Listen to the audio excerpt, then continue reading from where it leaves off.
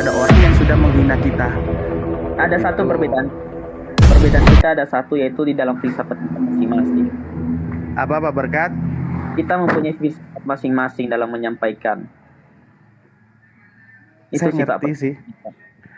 Sifat masing-masing itu, tapi garis besarnya harus sama gitu. Gini, Bible bilang gini, semua yang kita lakukan, tapi kalau tidak ada kasih di situ percuma, gitu loh. Dari mana Bapak tahu saya tidak ada kasih, saya berbicara seperti ini? Yang keras itu belum tentu orangnya keras. Ya, beda ya. Nih, saya kasih lagi. Saya kasih contoh. Keras dan tegas itu berbeda. Pak Berkat gini, keras dan tegas itu berbeda. Keras itu memaksakan kehendak kita sendiri. Itu kalau keras. Tapi kalau tegas, kita memberitahukan kebenaran tetapi tidak memaksakan kehendak kita. Itu tegas namanya. Saya Kalau cuma keras itu memaksakan kehendak kita supaya orang bisa menerima. Itu keras namanya. Tetapi kalau tegas, kita memberitahukan kebenaran tapi tidak memaksakan. Lalu Itu tegas namanya. berdiskusi nih Pak ya. Iya. Tadi Itu. Pak dari tadi saya tidak pernah bahas Al-Quran Pak. Saya cuma membahas Alkitab. Jadi kalau saya membahas Alkitab, ya saya luruskan. Bukan justru orang lain mempersalahkan, menafsirkan Alkitab itu seenak jidat mereka, tidak bisa Pak. Nanti kalau orang menafsirkan Alkitab seenak jidat Pak, Bapak tahu. Yang nafsirkan siapa? Kami baca Bapak tahu Bu. Gimana? kita. Tetapi karena salah penafsiran, kita pengikutnya itu kan. Kami membaca yang tertulis loh, Itu, Pak, Berkat. iya. Kami membaca yang tertulis. Firman Kecuali Tuhan itu, pelintir, nah itu baru. iya, kecuali baca kalau kok. kita dari tadi saya tidak ada bahas Al-Quran, jadi saya tidak ngotot memaksakan bahwa arti Al-Quran itu seperti ini, enggak. Justru mereka yang ngotot bahwa arti Alkitab itu seperti ini, padahal itu bukan Alkitab mereka. Ya Dan sudah, mereka nggak apa-apa Pak Berkat, nggak apa-apa. Nggak jadi masalah Pak Berkat, nggak jadi masalah. Kalau menyampaikan firman Tuhan yang ada di dalam Alkitab, ingat di sini ada orang Kristen Pak. Iya. Iya Pak, di sini ada orang Kristen. Terus kenapa kalau memang ada orang Kristen? Mereka sama-sama kok, sama-sama satu Alkitab.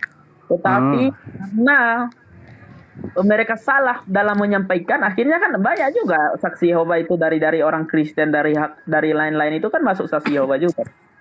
Saksi Yehova Jadi itu bukan Kristen, Pak Berkat. Saksi Yehova itu bukan Saya Kristen. tahu Pak, saya pernah mengikuti saksi Yehova, saya pernah mengikuti Advent Pak, saya pernah mengikuti Injili, saya pernah mengikuti Karismati Pak. Terus? Jadi saya tahu itu saksi Yehova itu seperti apa, dan saya juga tahu Advent itu seperti apa. Sekarang gini, Pak Berkat tahu kan semua dalam kendalinya Tuhan, benar nggak? Ya saya tahu. Oke, kalau Pak Berkat tahu, Pak Berkat nggak perlu khawatir gitu loh. Ini, Kalau Pak, semua dalam kendalinya Tuhan. saya tidak perlu khawatir Pak. Saya percaya bahwa itu bekerja. Tetapi Ya Roh Kudus sudah. tidak bekerja kalau kita juga menyampaikan. Begitu Pak. Saya ngerti maksudnya Pak Berkat. Disampaikan dengan kasih, dengan kasih, saya bukan mencoba strategi kayak gitu Pak, itu nggak berhasil. loh. Masa nggak berhasil sih? Nggak berhasil Pak. Oh, Alkitab bilang cara kita melayani itu harus berdasarkan kasih. Berarti itu salah satu bukti otentik yang menuju keberhasilan. Nggak ada lagi yang di luar itu kalau tidak menerapkan hukum kasih. Bapak, kasih Gitu. itu mempunyai, bukan kasih itu harus seperti yang Bapak pikirkan. Kasih itu banyak loh, ya, Pak. Apa? Coba Pak Berkat kasih Tapi mohon maaf kasih ini Pak. contoh. Saya nggak menggurui pendeta Pak. Terima kasih Pak. Saya tunggu bentar ada orang yang nelpon ini. Nggak apa-apa, saya siap digurui kalau memang itu benar kok Pak. Semangat malam. Malam. Assalamualaikum Bang Suma. Waalaikumsalam warahmatullahi wabarakatuh. Ya. Iya, bahasan apa ini? Bahasan kasih. Wis, mantap kali nih. Kasih. Cek. Terdengar suara saya. Iya. Tadi ada yang nelpon saya. Jangan goyang, iya. jangan goyang. Iya. Soalnya kemarin ada orang katanya kalau ada orang telepon jadi ini suaranya, suara HP-nya tidak terdengar.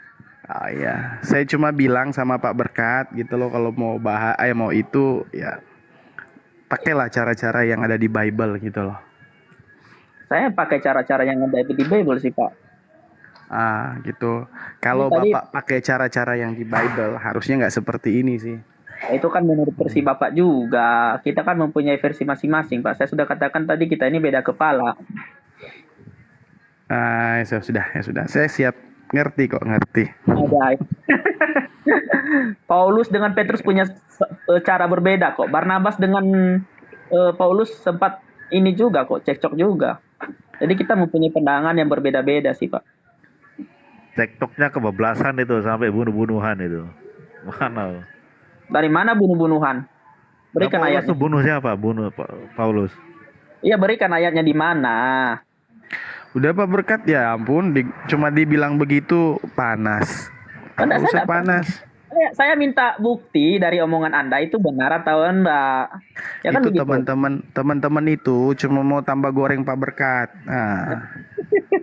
Nanti Ya, Pak saya Berkat dengan itu Pak sendiri. Berkat boleh nggak dialog? Oke, Bang Berkat. Suma, silakan. Oke, Silakan. sip. Silakan Bang Zuma. Iya, oke. Saya tertarik dengan Matius 7 di data Ya, nomor 24-nya itu, Bang. Setiap orang yang mendengarkan perkataanku ini dan melakukannya, ia sama dengan orang yang bijaksana yang mendirikan rumahnya di atas batu. Saya ingin tahu dari saudara Berkat nih, setiap orang yang mendengarkan perkataan Yesus, perkataan yang mana yang dimaksud Yesus di sini? Ya banyak. Perkataan mana yang kemudian menghantarkan saudara menuhankan dia? Banyak. Contoh. Contohnya ya ketika dia mengatakan bahwa kamu harus meminum darahku, kamu harus memakan dagingku. Bahaya. Yo, jelas ada kan Bahaya ayat? ini. Ada kan ayatnya? Bang Suma, maaf Pak Berkat, teman-teman. Saya potong dulu. Saya mau undur diri aja, kalau memang ada yang mau naik, silakan naik. Ya, silakan. Bang Chris. Pak Chris. Turunin aja dulu. Soalnya saya mau ada doa beston malam. Nanti saya lanjut lagi. Sip. Ya. Oke, Bang Chris. Iya, makasih ya semuanya. Oke, makasih, Makasih, Pak. Ya. Pendeta Christian. Jadi kalau minum darah Yesus, makan dagingnya gitu, orang itu bijaksana, laksana mendirikan rumahnya di atas batu. Maksud dari minum darah Yesus kan itu dicontohkan Yesus pada perjamuan kudus terakhir. Itu dia. Adalah anggur dan juga makan dagingnya itu adalah roti. Iya. Jadi maksudnya gimana itu? Setiap orang yang mendengarkan perkataanku, karena satu perikop Matius 7 ini tidak ada sedikit pun yang membahas tentang darah, daging, apalagi makan dan minum. Kan di situ dikatakan kan perkataan. Perkataan Yesus itu hanya di situ kah? Pertanyaannya Enggak, maksudnya ini adalah hal yang sangat fundamental. Iya, Setiap orang yang mendengarkan perkataanku ini dan melakukannya. Ini dulu. Nah, coba Anda lihat dari perspektif keyakinan saudara sebagai Kristen yang menuhankan Yesus. Adakah poin-poin menuhankan Yesus itu bagian daripada perkataan Yesus di sini? Oke, nggak ada. Tapi Nggak ada. Nggak ada. Berarti Itu- Anda sama halnya membangun rumah di atas pasir. Oh, berarti Betul? saya membangunnya di atas pasir kalau saya meminum anggur dan memakan roti. Nah, itu minum anggur itu dilarang di dalam perjanjian lama, nggak boleh. Anggur seperti apa yang dilarang, Pak? Saudaraku, coba Anda lihat di dalam data kitab saudara. Tetapi setiap orang yang mendengarkan perkataanku ini dan tidak melakukannya, ia sama dengan orang yang bodoh yang mendirikan rumahnya di atas pasir. Apakah Anda tidak sadar bahwa Yesus telah menyindir Anda sebagai orang yang bodoh, yang mendengarkan perkataannya tapi Anda tidak lakukan? Malah Anda mempertuhankan dirinya. Menurut Anda perkataan Yesus itu apa? Lah, justru tadi kan saya tanya kepada saudaraku ini. Saya sudah Setiap orang yang mendengarkan perkataanku ini, berarti ada perkataan Yesus yang Anda harus tunjukkan. Mana perkataan itu di dalam Matius 7 ini? Bahwa minum darahku, makan dagingku. Ngeri kali itu pengajaran Dewa Molok itu, Bang. Perkataan itu banyak. Emang Yesus cuma hanya berkata di situ? Enggak. Jangan melebar dulu. Kita ke Matius 7 dulu. Perkataanku ini, yang mana perkataan Yesus di Matius 7 yang dimaksud? Yang baca yang dari menghantarkan saudara menjadi Kristen, menyembah dirinya. ya silakan baca dari Matius sampai Yohanes. Oh, tunggu. Jangan seperti itu. Jangan diurai dulu. Ini adalah standar yang harus Anda sadari bahwa Yesus sedang mengajarkan pengikutnya, Jangan Bani berkata Israel. diurai, justru harus diurai. Kalau tidak diurai berarti itu tidak sah, itu apa namanya penafsirannya. Itu namanya exegesis. Gini. Jangan melebar dulu. Kenapa? Karena Gini, Bung. Matius 7 itu adalah cerita yang terbungkus, di mana cerita ini adalah kisah yang pernah terjadi pada masa itu. Dia tidak bias kepada kita, Islam Kristen, nggak bias. Ini adalah kejadian yang mana jelas sekali protapnya, aturan mainnya sebagai orang yang datang belakangan harus mendudukkan perkara ini bahwa ini kejadian masa itu. Buktinya di data 28 Anda boleh lihat, data 29 juga Anda boleh lihat. Dan setelah Yesus mengakhiri perkataan ini, takjublah orang banyak itu mendengarkan pengajarannya. Berarti orang-orang yang ada pada saat itu takjub, bukan kita yang sekarang ini. Sebab ia mengajar mereka sebagai orang yang berkuasa, tidak seperti ahli-ahli Taurat mereka. Nah, sekarang ketika Yesus mengurai ajarannya, dia mengatakan, satu, ada yang membangun rumah di atas batu. Dua, ada yang membangun rumah di atas pasir. Siapakah mereka yang membangun rumah di atas pasir? Dia yang tidak mendengarkan. Dia yang tidak melakukan perkataan-perkataan yang Yesus ajarkan. Sekarang perkataan yang Tuhan Yesus tidak ajarkan, yang tidak kami lakukan itu apa? Nah, ini pertanyaan yang baik. Silakan. Jelas sekali adalah bukan setiap orang yang berseru kepadaku Tuhan, Tuhan akan masuk ke dalam kerajaan surga. Melainkan dia yang melakukan kehendak Bapakku yang ada di surga. Itu poin. Stop. Ini masih Matius 7 loh Bang. Masih Matius 7. Bukan setiap orang yang berseru kepadaku Tuhan, ya kan? Yes. Bukan setiap orang yang berseru kepadaku Tuhan. Yang artinya ada juga orang yang berseru kepada Tuhan, kepada Yesus. Artinya bukan setiap orang yang perhatikan itu berarti baik. ada. Siapakah mereka yang memanggil Yesus Tuhan dan masuk surga? Dengar dulu, berarti di situ artinya bukan setiap orang, berarti artinya ada orang yang menuhankan Yesus itu masuk surga. Salah. Bukan seluruh. Salah. Gini bang. Menuhankan itu artinya kan kita harus mendudukkan kata theosnya di sana, baru boleh Yesus itu dituhankan. Iya. Tapi kan Yesus di sana dikatakan kurios, berarti dia dianggap sebagai Tuhan, pembimbing, gembala, guru, rabi. Tapi tadi Anda menggoreng bahwa itu orang Kristen yang menuhankan Yesus. Tapi sekarang Anda menggoreng lagi hal lain. Iya, gini. Dengarkan saya. Jangan kebiasaan banyak tertawa. Kalau Anda dengarkan, sabar. Memang ada dua golongan. Ada yang nyamar seperti domba. Coba lihat, waspadalah kepada nabi-nabi palsu yang datang kepadamu dengan menyamar seperti domba. Itu dulu yang Anda harus renungkan.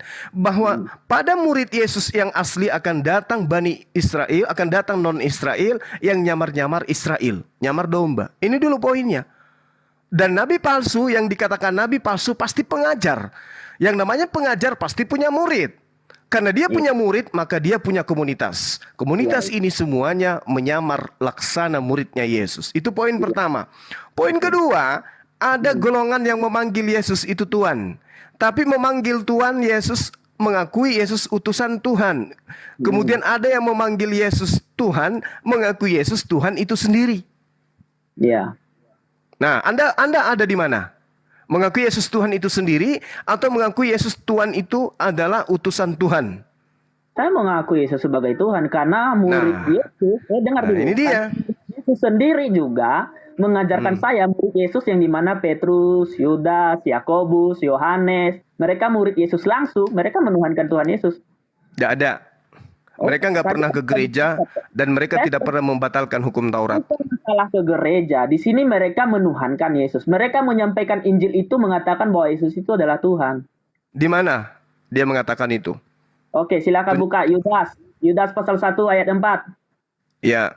Ya, saya bacakan. Sebab ternyata ada orang tertentu yang telah masuk menyusup di tengah-tengah kamu, yaitu orang-orang yang telah lama ditentukan untuk dihukum.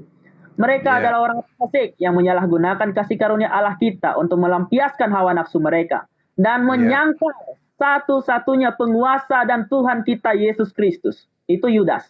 Itu murid Yesus. Oke. Kemudian Yakobus. Oke. Oke, tunggu saudaraku, sabar saya. Sabar. Waktu dulu. Enggak, saya kritisin dulu data yang Anda bawa ini. Nanti silakan dikritik. Salam dari Yakobus, hamba Allah dan Tuhan kita Yesus Kristus. Itu Yakobus itu. Kemudian 1 Oke. Petrus 1 ayat 3 tadi sudah kami bahas itu. Oke, Bung. Hmm. Saya itu belajar, Bung. Iya. Saya paham kitab Yudas. Anda belajar mungkin Kitab Anda Yudas bisa- itu makanan saya setiap saat. Iya, Coba silakan. Anda telusuri dengan baik. Sebab ternyata ada orang tertentu yang telah masuk menyusup di tengah-tengah kamu. Yaitu orang-orang yang telah lama ditentukan untuk dihukum. Mereka adalah orang-orang fasik yang menyalahgunakan kasih karunia Allah untuk melampiaskan hawa nafsu mereka, dan yang menyangkal satu-satunya penguasa dan tuan. Di sini disebut kurios, bukan disebut sebagai theos. Oke ya? Nah, kemudian ketika dikatakan despotes, penguasa, di situ adalah tuan rumah. Oke? Jadi ini terjemahan menggiring saudara kemudian untuk menuhankan anak manusia yang adalah tuan rumah dan hanyalah disebut sebagai tuan. Coba Bukan- berikan saya ayat aslinya. Coba berikan saya aslinya. Kita terjemahkan. Silakan Anda lihat manuskrip tertua. Di situ saya boleh taruhan, ya. Di sana jelas sekali dikatakan sebagai kurios. Yesus tidak pernah sama sekali sekalipun disebut sebagai theos. Selamanya kurios. Kurios pun saya mau jelaskan sama Anda. Arti kurios silakan. pun pada zaman itu, saya mau jelaskan ini berdasarkan teologi. Kurios pada zaman itu adalah salah satunya adalah untuk dipanggilkan kepada Tuhan. Ya, kurios pada waktu itu digunakan untuk memanggil Tuhan juga. Karena kenapa? Ini adalah salah satunya adalah bahasa Yunani. Yunani pada saat itu adalah menyembah dewa-dewa dan disebut adalah kurios. Nah, kita harus memahami Alkitab menurut versi budaya pada waktu itu. Ya, contoh, seperti pada waktu Yesus memanggil orang yang dia berkata, "Kamu ikut aku." Lalu orang itu berkata apa? "Tuhan, izinkan aku menguburkan orang tuaku terlebih dahulu." Apakah benar-benar dia harus menguburkan orang tuanya terlebih dahulu? Tidak. Itu bukan itu maksudnya, tetapi arti sebenarnya itu kalau diperbahasakan dengan sekarang ini, saya sibuk. Itu artinya. Jadi, tidak bisa Anda menerjemahkan Alkitab ini kalau Anda tidak mengerti budaya yang terjadi pada saat itu juga.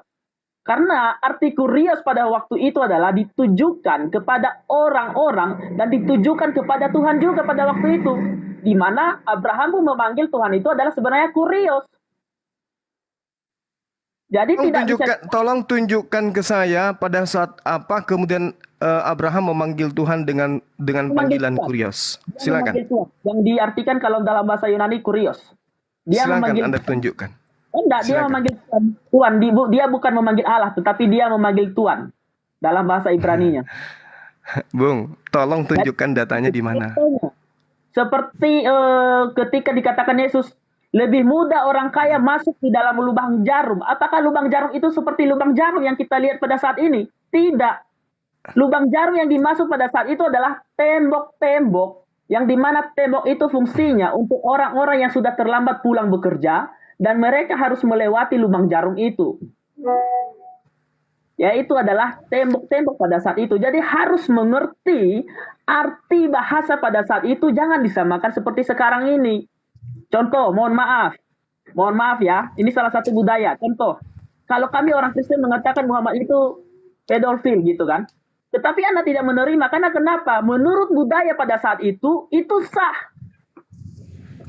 Nah, begitu. Jadi Anda tidak bisa menerjemahkan Alkitab. Oke. Kembali ke tema, Bung. Kembali ke tema. Kemudian saya cari Kembali dulu ke tema. yang Anda katakan itu kurios itu. Saya mau cari dulu Yudas itu macam mana bahasa aslinya. Saya mau cari dulu. Silakan.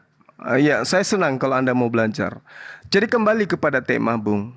Waspadalah kepada nabi-nabi palsu yang datang kepadamu dengan menyamar seperti domba. Islam nggak pernah nyamar domba. Kristen lah ini yang ngaku domba. Sekarang apakah domba asli atau domba palsu? Kan itu poinnya. Kalau domba asli berarti dia mendengarkan perkataan Yesus dan melakukan. Kan itu poinnya. Nah, sementara Yesus mengatakan, bukan setiap orang yang menyeru aku Tuhan akan masuk ke dalam surga, melainkan dia melakukan kehendak Bapakku. Jadi, Anda sah-sah saja memanggil dia Tuhan. Boleh, silakan. Tapi apakah dalam prosesi agama Anda mendudukkan perkara apapun itu berdasarkan atas kehendak Tuhannya Yesus? Iya, Itu oke. dulu poinnya. Nah, Iya, sekarang oke. Anda menyembah Yesus, mana perintahnya dari Bapak? Oke. Berarti Anda membenarkan ayat itu. Saya membenarkan ini perintah dari Yesus berdasarkan kitab saudara. Oke, terima kasih. Anda membenarkan ayat itu. Berarti ayat Yes. yang membenarkan bahwa Yesus mati di kayu salib, Anda membenarkan atau tidak? Maksudnya, saya membenarkan itu ada cerita di dalam kitab saudara.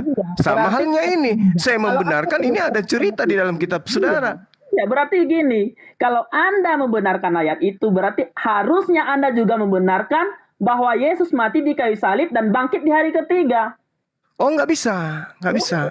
Berarti Nggak Anda bisa. itu, berarti Nggak Anda bisa. ini membenarkan ayat yang lain dan memasukkan ayat yang lain sesuka-suka Anda. Nah, itu karena kitab saya mengatakan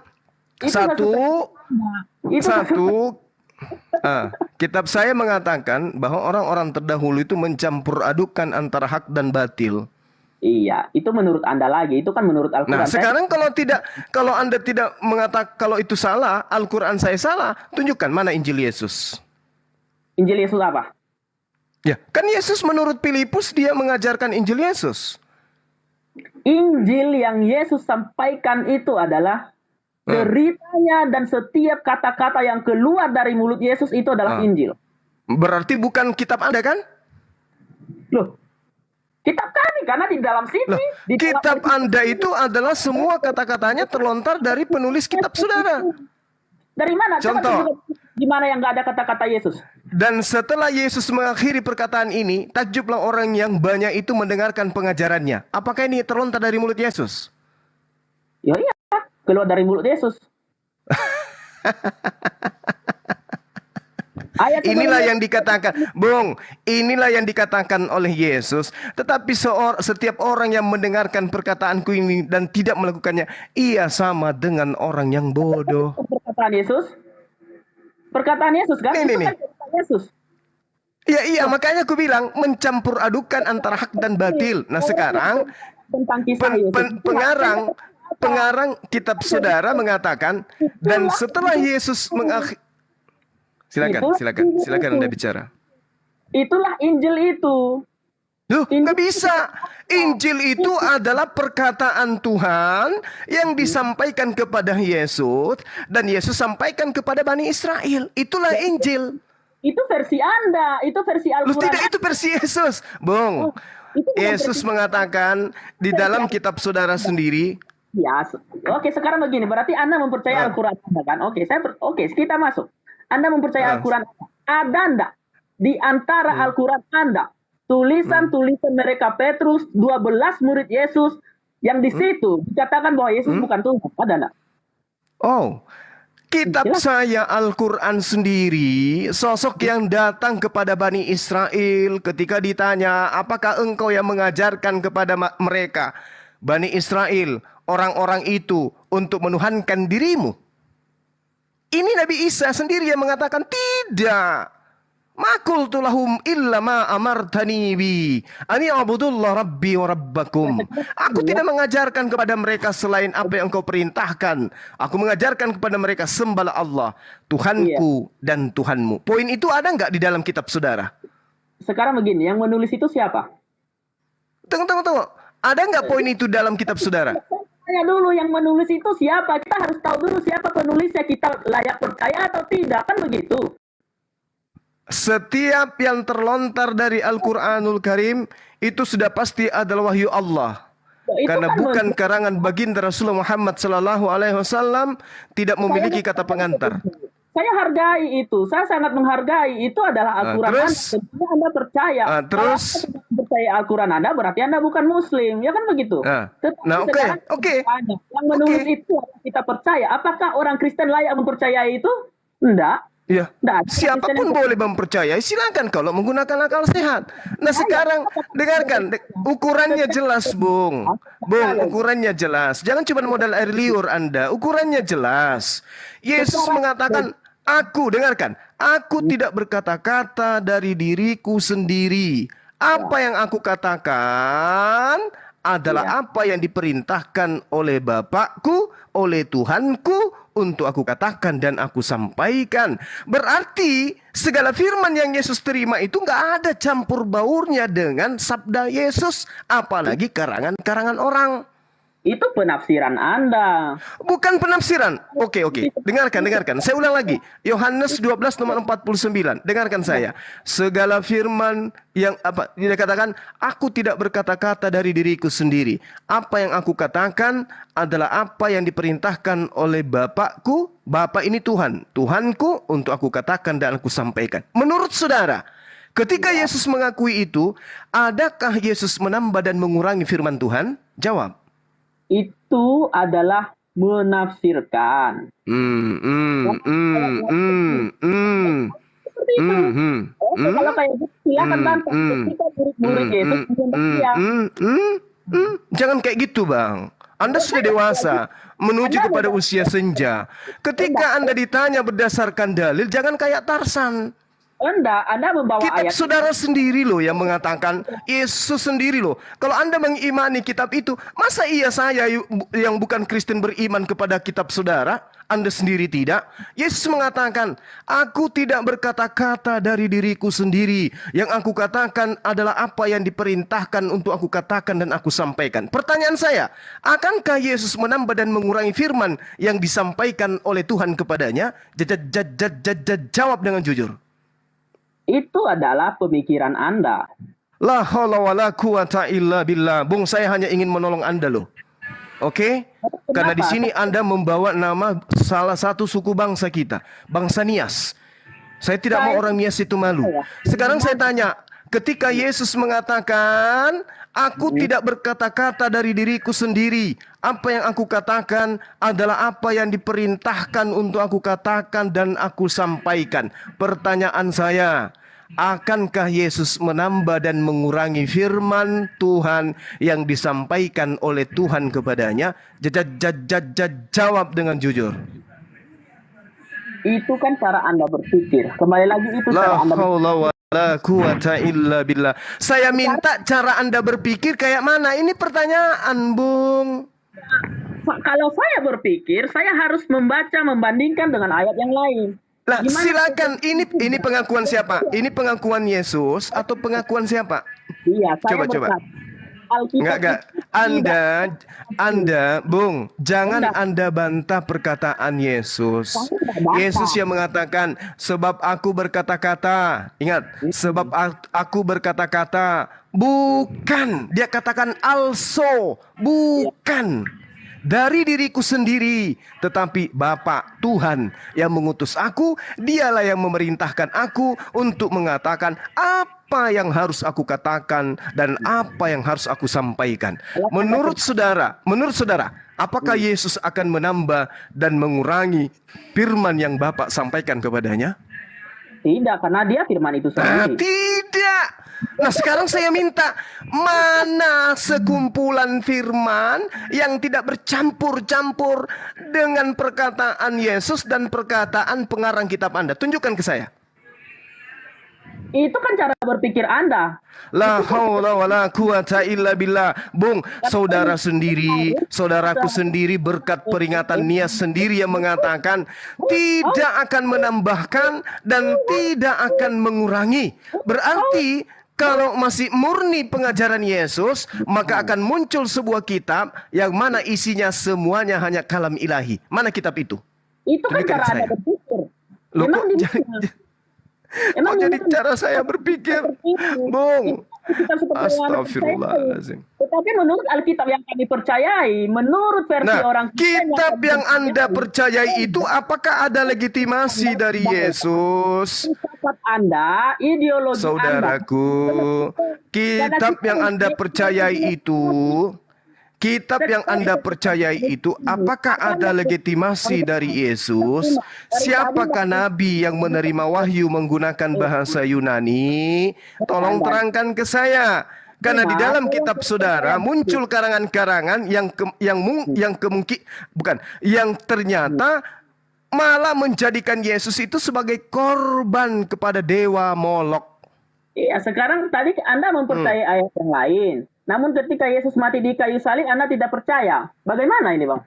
Loh, saya tidak percaya. Mau tahu jawabannya kenapa saya tidak percaya? Oh iya. Mau tahu? Iya, Oke, silakan. pertama, Yesus di kesempatan lain mengatakan, aku tidak akan minum anggur lagi sampai nanti di kerajaan surga.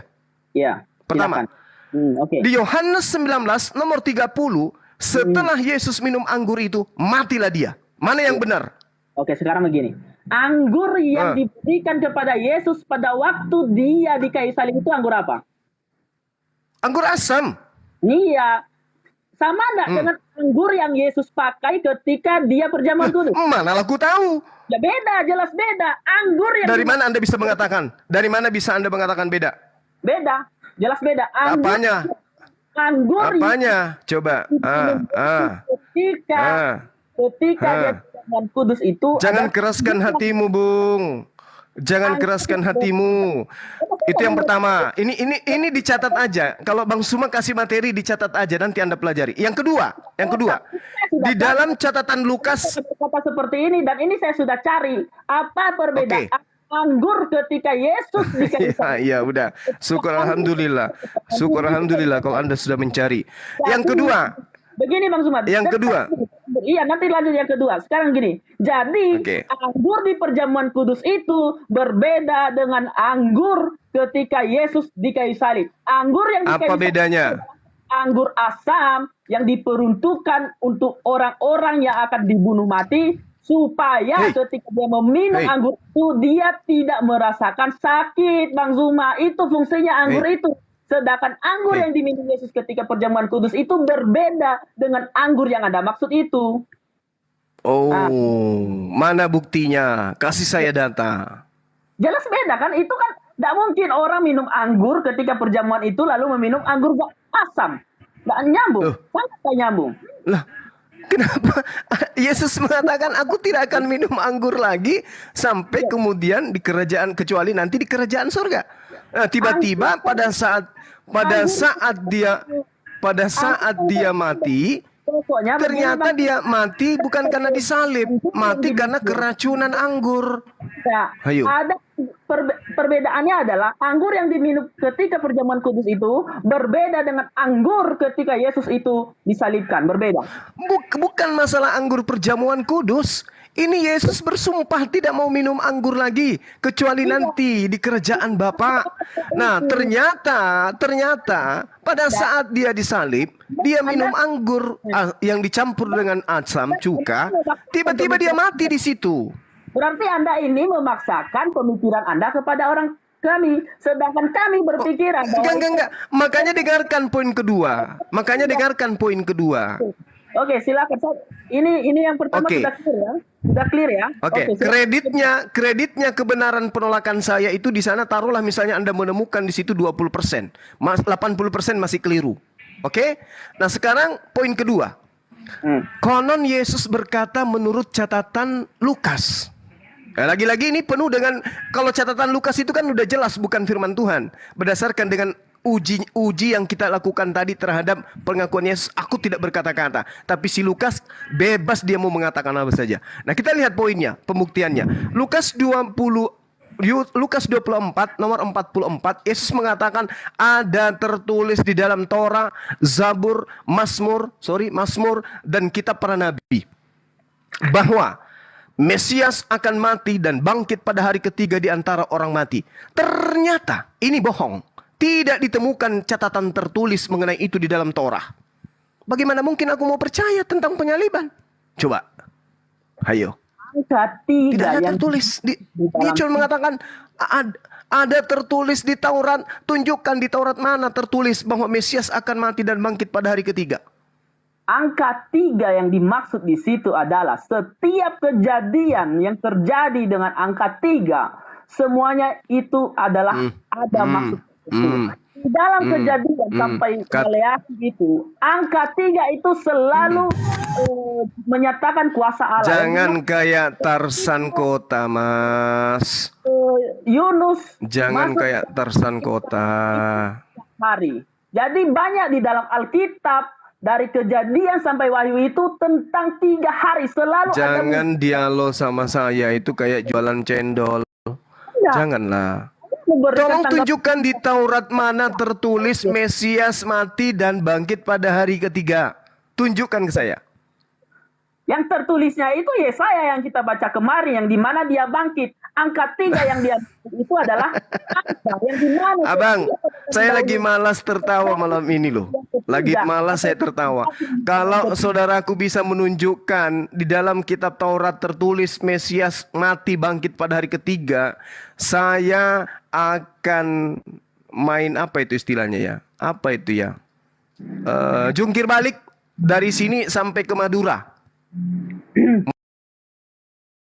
Bandara, naik ke bandara, kemudian Iya, sampai ke itu hak Anda kok mau sampai ya salto ya betul, salto nari latar dari Makassar keluar dari pintu rumah sampai di Madura dan itu diviralkan. Kalau Anda bang. bisa Pargoy lah menemukan. bang, enggak pargoy. Karena Aku nggak mulai ada nggak abang jadi pargoy. berarti. Nggak masalah. Nggak jadi berarti. Pargoy lah bang, pargoy. Kalau ada pargoy, aku mulai abang pargoy. Pargoy. Cuma Anda mau Pargoy. lolos. Oke ya, Bung, saudara saya, Bung ya. Ini saya hanya membantu Anda untuk keluar dari lingkaran yang salah. Oke. Nah, sekarang Saya setuju. kita kembali. Kalau Oke, Anda kita kembali. Kalau Anda Kita kembali. Itu kita tinggalkan. Kenapa saya nggak percaya Yesus itu disalib? Karena dikelilingi oleh lingkaran-lingkaran pengajaran yang tidak sesuai dengan fakta. Kita kembali ke tema kita. Iya, silahkan. Setiap orang yang mendengar perkataanku ini dan melakukannya, ia sama dengan orang yang bijaksana yang mendirikan rumahnya di atas batu. Oke? Nah sekarang ketika Yesus mengatakan, melainkan dia yang melakukan kehendak Bapakku yang ada di surga. Saya ingin tahu dari saudara saya ini. Kalau kami umat Islam, jelas kami mengimani sosok yang datang kepada Bani Israel itu adalah Nabi dan Rasul yang mengajarkan mereka kemudian mengajak kepada menyembah Tuhan yang Maha Suci lagi Maha Tinggi. Iya. Sedangkan Iya, stop dulu Bang. Buktinya Iya. siapa? Siapa? Buktinya siapa? Nabi Buktinya Isa alaihissalam. Nabi Isa alaihissalam. Menurut Anda dari kejadian Yesus itu pada zaman sampai Nabi Muhammad, siapa bukti bahwa Yesus itu bukan Tuhan? Berikan sama saya dulu. Yesus sendiri yang membuktikan itu, Bung. Yesus sendiri. Nggak usah orang lain. Nggak usah orang lain, Bung. Yesus berkata Bung. kepada muridnya, aku dan Bapa adalah satu. Dan kamu Satu mati apa? Satu nusa, satu bangsa, satu RT, satu lurah, satu kecamatan. Enggak, kamu mati Satu dalam apa? dosamu kalau kamu tidak percaya Kalau bahwa kamu aku tidak adalah percaya bahwa akulah dia. Dia siapa? Dia Dia siapa? Dia yang dimaksud Dia dia, adalah dia Yahweh Elohim. Oh, dari mana ilmunya? Yo, silakan. Kalau Anda tidak percaya ya sudah. Kan begitu kalau kami sebagai orang Ini bukan masalah percaya atau tidak percaya, Bung. Kita tidak sedang dalam pelajaran sekolah minggu ini. Anda beda akidah dengan saya. Ketika Anda melontarkan satu pernyataan, tolong bantu saya berikan data. Jangan cuma jurus-jurus yang menurut saya itu jurusnya garing gitu loh. Anda hantam kiri, aku tangkis kanan. Anda pukul kanan, aku tangkis kiri.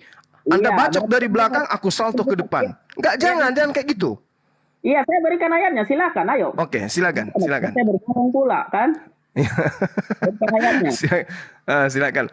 Hush, humbala. Hush. Lanjut. Darah Yesus. Dalil. Darah Yesus jangan bawa-bawa Bang Dewa Molok itu. Ya Allah ya Karim. Satu-satunya agama yang mempersembahkan darah manusia yang masih ada sampai hari ini tinggal Kristen. Agama yang lain sudah pergi.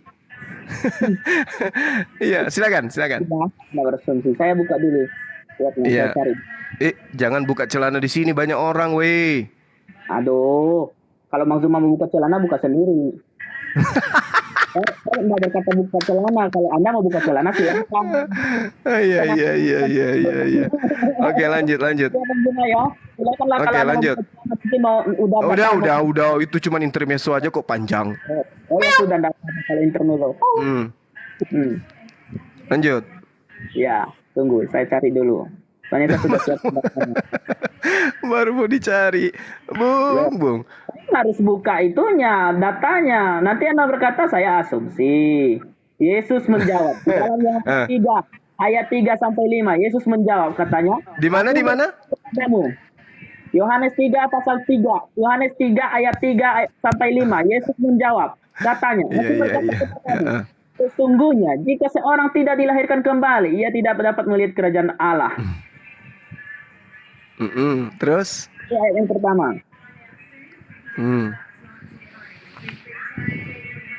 Yohanes pasal 8 ayat 58, kata Yesus kepada mereka, Aku berkata kepadamu, sesungguhnya sebelum Abraham jadi, aku telah ada. Yohanes pasal 9 ayat 38, katanya, di situ terjadi yang dimana bahwa orang itu katanya, aku percaya Tuhan, lalu ia sujud menyembah Yesus. Jadi kalau Yesus bukan Tuhan, kenapa dia disembah di sini? Yohanes pasal 10 ayat 16. Iya. Yohanes 10 ayat 34. Iya. Apalagi? Banyak. Yohanes 12 ayat 45 di sana dikatakan, dan barang siapa melihat aku, ia melihat dia yang telah mengutus aku. Kata Yesus kepadanya, telah sekian lama aku bersama-sama kamu, Filipus, namun engkau tidak mengenal aku. Barang siapa telah melihat aku, ia telah melihat Bapa. Bagaimana engkau berkata, tunjukkan Bapa itu kepada kami? Iya. Terus? Ada lagi? Yohanes 8 ayat 58. Kata Yesus kepada mereka. Bukan. Yohanes 10 ayat 30. Aku dan Bapa adalah satu. Yohanes 20 ayat 28. Lalu berkatalah Thomas kepadanya, Tuhan Allahku. Yohanes pasal 10 ayat Yohanes 14 ayat 6 sampai 7. Kata Yesus kepadanya, Akulah jalan dan kebenaran dan hidup. Tidak seorang pun datang kepada Bapa kalau tidak olehku. Sekiranya kamu mengenal aku, kamu pasti mengenal juga Bapakku. Mulai sekarang kamu mengenal Dia dan kamu telah melihat Dia. Artinya di sini bahwa kalau kamu dari sekarang sudah melihat aku, kamu juga sudah melihat Dia. Siapa yang melihat aku, ia melihat Bapa. Bagaimana engkau berkata, tunjukkanlah kepada kami Bapa. Jika kamu meminta sesuatu kepadaku dalam namaku, aku akan melakukannya. Di sini, jika kamu meminta sesuatu kepadaku dalam namaku, aku akan melakukannya. Tidak ada seorang pun nama nabi yang bisa kita minta demi namanya, tidak ada. Cuman hanya di dalam nama Yesus yang kita bisa meminta. Itu hoax itu, Bung. Betapa banyak orang kena COVID minta ke Yesus kemarin untuk sembuh malah masuk kubur. Ayat itu Anda berkata itu betul. Tetapi ketika saya membaca saya boleh menggulung semua data Anda, boleh nggak? Berarti begini Bang Zuma, kalau Anda berkata Alkitab kami palsu, nggak usah bahas Alkitab lagi Bang. Nanti Anda berkata yang itu asli. Ketika orang lain menyangka dengan ayat Alkitab juga, kata itu palsu. Aduh, parah ini, parah. Bukan begitu cara belajarnya. Gini. Keberadaan saya di sini bukan untuk menyalah-nyalakan saudara. Saya datang ke sini untuk mengobati, menerapi, menyadarkan sebagai wujud persaudaraan anak bangsa gitu, Bang. Anda boleh bangga dengan data yang Anda sajikan. Tapi Yesus ini mau didudukkan di mana dia sampai dia bisa menjadi Tuhan? Duduk di dunia, manusia. Duduk di langit, manusia. Datang kedua kalinya, manusia. Terus di mana dia harus duduk sampai dia menjadi Tuhan gitu? Itu logika Anda. Jangan enggak. Tunggu. Sabar. Yesus datang sebagai manusia. 2 Yohanes 1 nomor 7. Naik dia sebagai manusia. Yohanes 3 nomor 13. Kemudian dia duduk di surga di samping Tuhan. Markus 14 Markus 14 nomor 62 sebagai manusia. Lalu turun lagi sebagai manusia. Matius 16 nomor 27. Menghakimi manusia sebagai manusia. Yohanes 5 nomor 27. Tetap manusia untuk selama-lamanya. Ibrani 13 nomor 8. Endingnya, pasang kuping baik-baik. Endingnya. Iya. 1 Yohanes 3 nomor 2. Saudara-saudaraku yang kekasih, sekarang kita adalah anak-anak Theos, tetapi belum nyata apa keadaan kita kelak. Artinya belum tahu kita ini seperti apa nanti. Akan tetapi kita tahu apabila Yesus menyatakan dirinya, kita akan menjadi sama seperti Yesus. Sebab kita akan melihat Yesus dalam keadaannya yang sebenarnya. Pertanyaan saya, Bung. Yesus dalam keadaan yang sebenarnya itu Tuhan atau manusia? Saya tidak mau menjelaskan. Nanti kalau saya kutip ayat, Anda berkata itu palsu. Silakan aja. Tidak. Tunggu. Dengarkan. Suara jam di dinding saya itu. Silakan. Anda nanti kalau saya sanggah dengan Alkitab saya, Anda berkata itu palsu. Tapi ketika Anda yang mengambil Alkitab, Anda berkata itu asli. Silakan. Enggak, bukan. Untuk menyadarkan saudara, ini kan gini, Bung. Anda sedang menjual satu barang, produk, ya. Anda jual produk Anda itu ke saya. Tapi saya ternyata mampu membuktikan bahwa produk yang Anda jual, yang Anda katakan asli itu, aku mampu membuktikan bahwa itu adalah barang palsu. Begini Bang Suma, kalau Gitu loh. Anda mengutip ayat ini, lalu Anda berkata itu asli. Tapi ketika saya mengutip Bukan, Bung, dengarkan. Tadi kan udah aku bilang, pasang kuping baik-baik. Anda menjual produk ke saya, mengatakan kitab saudara ini firman Tuhan. Tapi setelah saya uji, saya membuktikan kitab yang Anda jual ini dengan kitab Anda sendiri, saya bisa membuktikan bahwa ini bukan firman Tuhan. Paham dah sih? Yuk, itu kan pemikiran. Oke. Nah, sekarang pertanyaan sederhananya.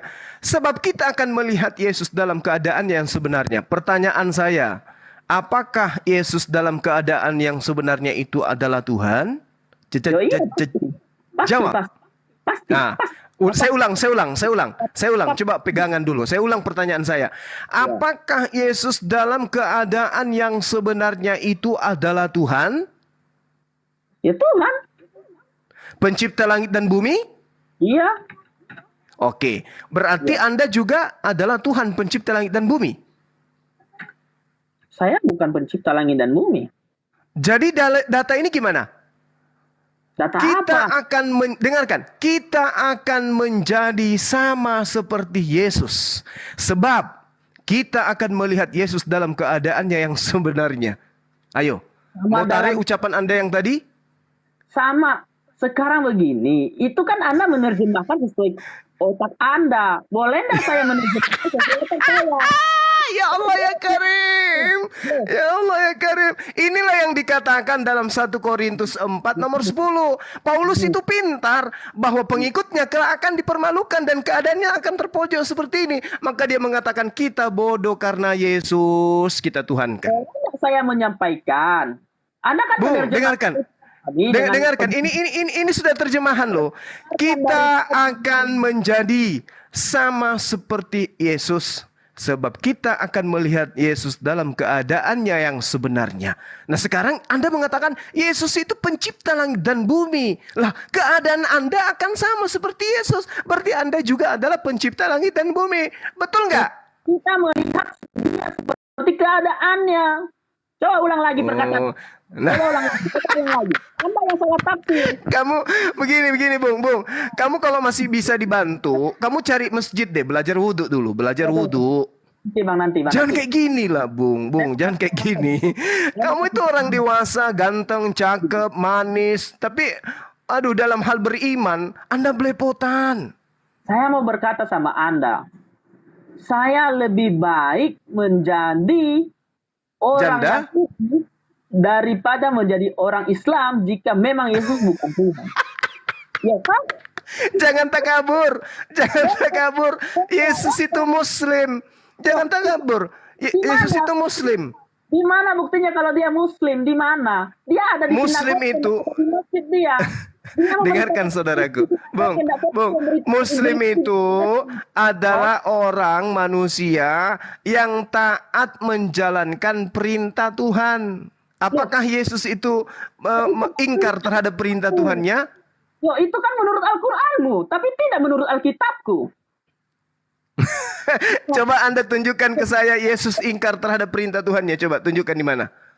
Sekarang kan itu kan menurut Al-Qur'anmu. Kenapa itu menurut Al-Qur'anmu? Karena itu adalah filsafatmu. Tetapi filsafat saya bahwa Yesus pada saat itu masuknya di sinagoga. Jangan lari ke filsafat. Kita tidak sedang berfilsafat ini. Jangan bawa himne Plato. Kita ada ilmu nyata. Filsafat itu ilmu nyata. Kalau Anda ada berfilsafat, berarti Anda tidak layak. Oke, saya tanya kepada saudara saya, Yesus itu ingkar terhadap perintah-perintah Tuhan atau taat? Dulu, saya baca dulu ayat Yudas ini tadi. Anda sesuai dengan terjemahan Anda. Bukan tahu Yudas, 1 Yohanes 3 nomor 2. bahwa itu tadi. 1 Yohanes 3 nomor 2. Jangan kemana-mana. Sebab memang ada beberapa orang tertentu yang telah 1 Yohanes mereka untuk Bung mengasihi. Tarsan. Yaitu 1 Yohanes 3 nomor 2. kita dan menyangkal satu-satunya penguasa dan Tuhan kita Yesus Kristus. Berbeda Bang Zuma dengan terjemahan Anda tadi. 1 Yohanes 3 nomor 2, Bung. Anda membodohi orang Kristen. Jangan Anda membaca kitab lain. Yang saya tunjukkan 1 Yohanes 3 nomor 2. Endingnya aku bilang, endingnya 1 Yohanes 3 nomor 2. Gitu loh. Tidak. Jangan pura-pura linglung lah. Belum apa-apa juga sudah linglung. Anda tadi sudah salah menerjemahkan Alkitab saya yang saya berikan tadi, Yudas. Anda berbohong demi berdakwah. Bung, dalam Yudas itu Theos atau Krios? Jujur. Yuk, sini saya terjemahkannya. Itu di situ dikatakan Kurios. Elo Buk AC. Tunggu dulu. Tunggu dulu, saya baca dulu. Aduh. Pak, parah ini. Jangan-jangan semalam Anda tidur pakai dasternya emaknya ini. Makanya salah konsen. Dengar. AC. Ya, AC, oke. Agak tuh. Atau karena programaneo artinya telah ditulis sebelumnya. Antropoi orang-orang. Hopalai prokemenei artinya jamak, ya.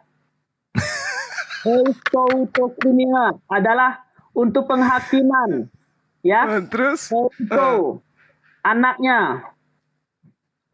Nah, di sini tidak ada yang Anda katakan itu tadi Kurios. apa sih? Anda baca apa itu? Saya baca Yudas tadi. Linglung orang ini. Saya tidak linglung. Yudas berapa yang Anda baca? Itu Yudas 14. Yang Anda ajukan Yudas 4. Yudas 1 nomor 4. La haula wala quwata illa billah. Itu yang saya cari, Bang Zuma sayang. Anda yang bawa bekal Anda ke sini, Anda mengatakan Anda bawa durian. Begitu bekal Anda dibawa ternyata isinya cendol. Lucu juga Bang Zuma. Aduh. Anda yang lucu, makanya aku tertawa. Tengoklah ini. Itu berdakwah itu. Allah Akbar. Coba yang di bawah ini, coba bersalawat aja dulu yang di bawah, typing. Salawat aja kalian, sahabat-sahabatku. Masya Allah. Allahumma salli ala Muhammad. Penting bahasa aslinya itu adalah di sini dalam terjemahan ini sesuai gramatikalnya itu adalah sebab memang Kitab mana yang Anda bawa? Bung, kitab mana yang Anda bawa? Yudas pasal 1 ayat 4. Dari tadi saya bawa itu. Di situ Anda tidak sedang membaca original teksnya itu. Itu bukan original teks yang Anda baca. Yang telah sebelumnya ditulis tentang mereka untuk penghakiman ini. yaitu orang-orang yang tidak saleh, yang mengubah kasih karunia Allah kita menjadi kebejatan dan menyangkal satu-satunya penguasa dan Tuhan kita Yesus Kristus. Jadi jelas di sini Yudas Tuhan di situ apa? Tuhan di situ apa? adalah muridnya Yesus. Dan Yudas sendiri menuhankan Yudas. Yesus. Dengar. Tuhan di sana apa tulisannya Tuhan di sana? Tulisannya di Original sana. teksnya Iya. Tunggu saya baca dulu. Saya baca karena agak susah. Baru mau dilihat. Aduh, parah ini si Nole. Tunjukkan punya Anda kalau memang benar ada punya Anda. Mana? Yang Anda katakan Ya udah kurios. baca aja dulu. Baca santai aja dengan saya, santai. Saya santai juga dari tadi. Cuma memang suara saya seperti ini. Iya Suara sih. orangnya itu memang seperti ini. Oh, suara orang apa? Oh, enggak tahu suara orang lain aja lah.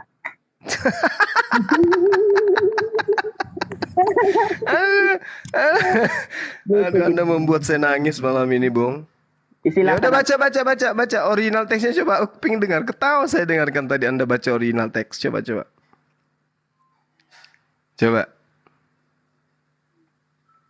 Halo. AC. Halo. Ya. AC. Mereka adalah gang, sebab atau karena. Anda baca apa?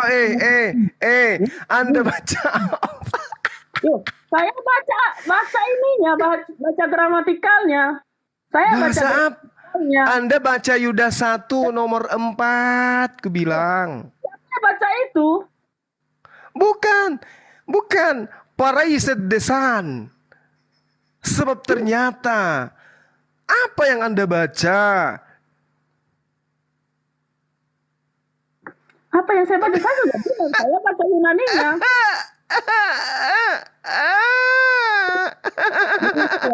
Kadang-kadang. Ayo. Apa yang Anda baca itu?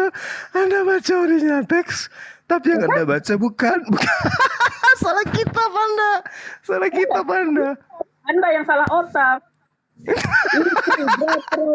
Coba teman-teman yang lain boleh. Astagfirullahaladzim ya Allah. Ini bahasa aslinya.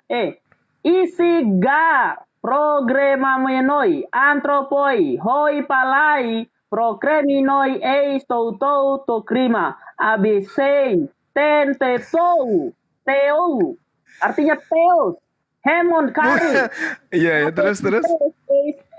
asel geian kaiton monon despoten kai kurion hemon lesoun kristion arnomenou. Di sini tulisannya Theo. Theo itu Tuhan, itu yang diterjemahkan Allah. Nah sekarang untuk Yesus apa disebut apa dia di sana? Kurion lesou kristion arnomenou. Dia disebut Kurion, betul? Iya, Kurion. Ya udah, berarti bukan Theos kan? Ini sebelumnya itu Theos.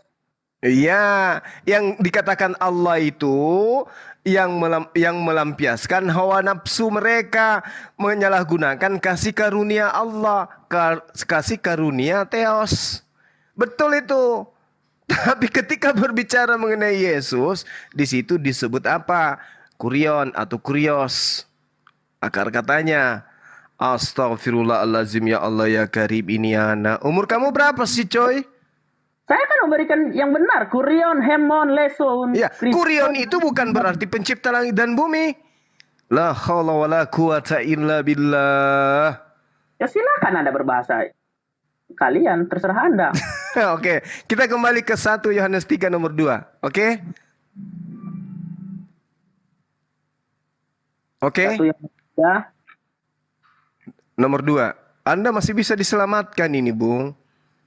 Satu Belum Yohanes. para kali Anda ini. Silahkan Bang. Kalau Anda menyelamatkan saya bersyukur. Kenapa? Kalau orang menyelamatkan saya, berarti dia mengasihi saya. Ya, betul. Gitu dong. Itu baru satu bangsa, kalau satu tidak tanah air. Nah, gini. Tetapi kalau tidak sesuai, saya bantah. Iya, silakan. Saudara-saudaraku yang kekasih, sekarang kita adalah anak-anak Theos. Tetapi belum nyata apa keadaan kita kelak.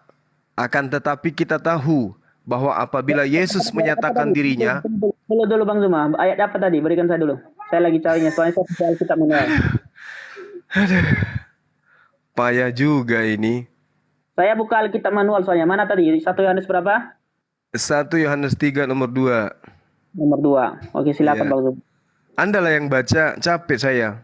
Oh, saudara-saudaraku yang kekasih. Sekarang Yes. kita adalah anak-anak Allah. Tetapi belum apa keadaan kita kelak. Akan tetapi kita tahu bahwa apabila Kristus menyatakan dirinya, kita akan menjadi sama seperti dia. Sebab kita akan melihat dia di dalam keadaannya yang sebenarnya. Kita akan sama seperti Yesus, betul? Oh, jelas. Dalam Jelas. keadaan yang sebenarnya dia, betul? Ya, jelas. Jelas. Nah, dalam keadaan Yesus yang sebenarnya dia itu Tuhan atau bukan? Dia itu Tuhan yang berbentuk roh. Dan manusia Berarti kita berarti kita juga akan Tuhan yang berbentuk roh. Yang dimaksud di sini kan kita berbentuk roh. Yang maksudnya ya di sini kita berbentuk roh, bukan Tuhan. Yang Yesus sama Bantu saya tertawa Bang Erik. yang namanya salam Allahu Akbar. Masya Allah. Saudaraku, kita akan melihat Yesus dalam keadaan yang sebenarnya. Dan dalam keadaan Yesus yang sebenarnya, kita akan sama seperti dia. Iya, samanya seperti apa? Samanya. Makanya pertanyaan. Loh. Jawabannya tuh Kita sama. akan sama seperti keadaan Yesus yang sebenarnya. Kalau Yesus itu, dengarkan, kalau Yesus itu perempuan, maka kita akan juga seperti perempuan. Kalau Yesus itu Tuhan, maka Anda juga Tuhan. Sama. Coba tanyakan orang Kristen. Sama enggak pemikiran Anda? Silakan tanya. Tapi coba kalau Jangan tanya, Bung, Anda jujur. Kalau Anda ingin menjadi saudara saya, Anda jujur. Yesus dalam keadaan yang sebenarnya yang Anda maksud tadi apa yang Anda ucapkan barusan? Dalam keadaan yang sebenarnya Yesus itu adalah pencipta langit dan bumi, betul?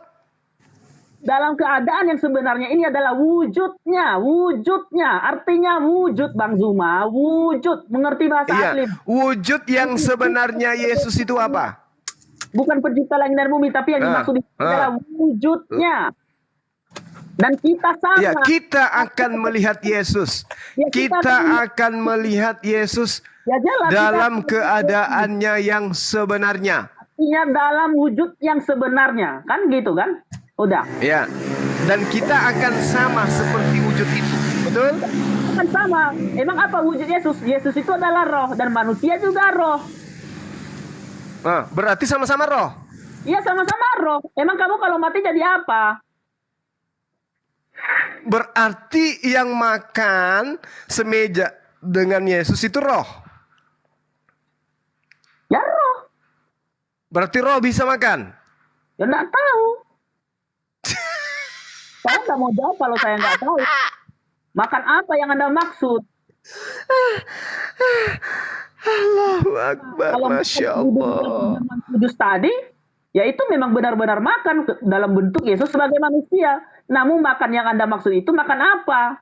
Ya, Saya nggak- itu kan Yesus mengatakan, aku akan makan minum semeja dengan kamu. Roh makan ya, roh makan. Nah, sekarang makanannya apa? Itu Kalau mana ayat Yesus, mana ayat yang Anda maksud itu? kalau Yesus itu, ya, kalau Yesus itu Anda katakan roh, lalu kemudian Anda katakan dia makan apa? Iya, mana ayatnya? Itu ayat waktu dia di bumi atau setelah di surga? Di surga. Ayatnya biar saya mengerti di mana ayatnya. Bukan. Coba kita lihat di mana ayatnya ya teman-teman. Ada yang tahu nggak? Aku jadi lupa. Matius 8 nomor 11. Alhamdulillah. Aku berkata kepadamu, banyak orang akan datang dari timur lalu duduk makan di dalam kerajaan surga bersama-sama dengan Ibrahim. La haula wala quwata. Nah, ini makan apa? Roh makan apa di sana? Ikan goreng roh. Makan menyan. Saya nggak tahu. Itu tak dijelaskan makan apa. Aduh, ini gara-gara Dewa Molok loh ini, Bang. Bang Berkat peringatan Nias. Ini gara-gara dia molok ini. Ini Bang Zuma, begini. Kalau Anda mengatakan makan itu enggak boleh di surga, berarti Alkitab Anda itu kalau di surga boleh gitu. Bukan makan nggak boleh di surga, saudara. Anda mengatakan bahwa bahwa Yesus itu dalam keadaan yang sebenarnya itu adalah roh. Iya, dalam keadaan roh. Lalu ada yang salah di situ. Berarti Tuhan Anda kan roh, Yesus kan juga roh. Nah, dalam keadaan roh itu Anda juga akan sama dengan keadaan Yesus yang sebenar-benarnya. Betul? Sama, tetapi ada bedanya. Dia Tuhan, kita manusia. Di situ bedanya, sama-sama roh. Loh, tapi sama-sama roh.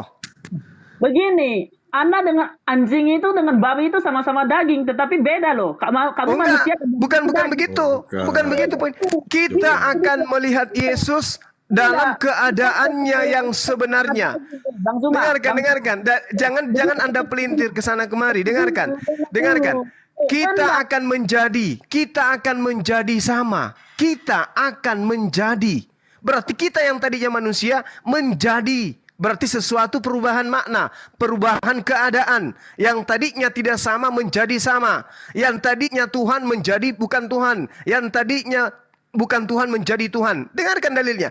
Kita akan menjadi dalam bahasa Yunani itu apa?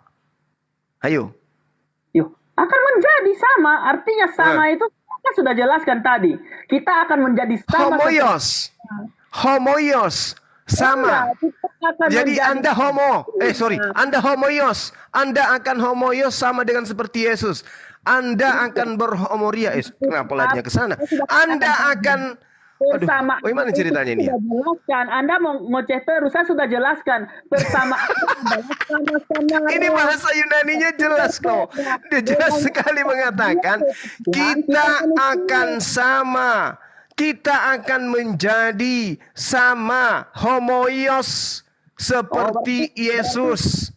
Sebab kita akan melihat Yesus dalam keadaannya yang sebenarnya. Emang roh itu bisa dilihat, Bang?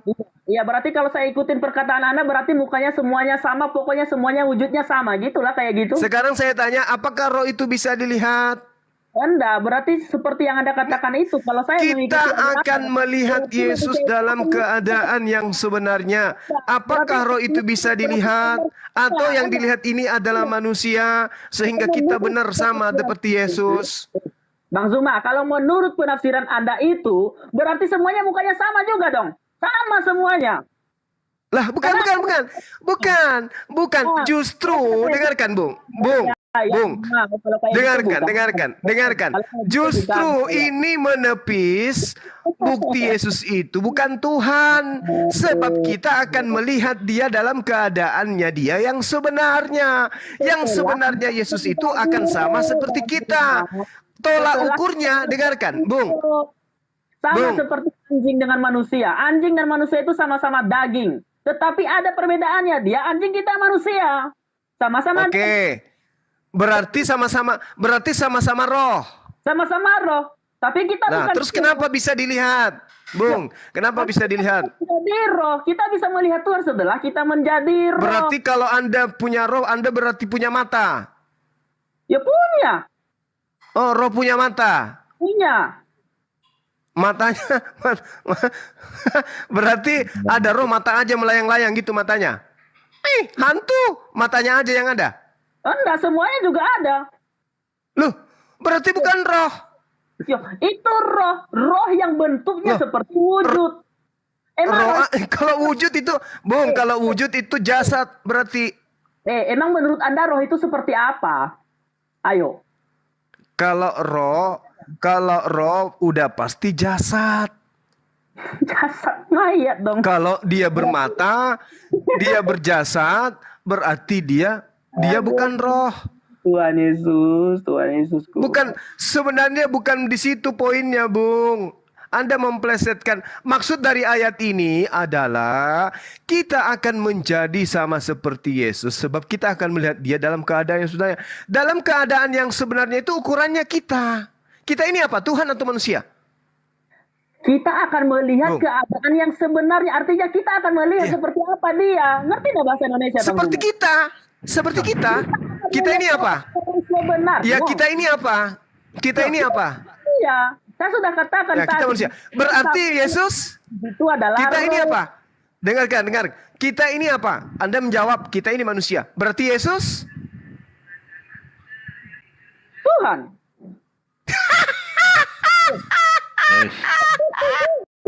Berarti Turun. Assalamualaikum. berarti tidak sama seperti kita. Kita manusia, dia Tuhan. Ini dalil di Tipex, Bung. Bukan di feedback. Persamaannya tadi sudah saya katakan. Persamaannya itu adalah sama-sama roh. Ya, kita manusia, dia Dia Tuhan.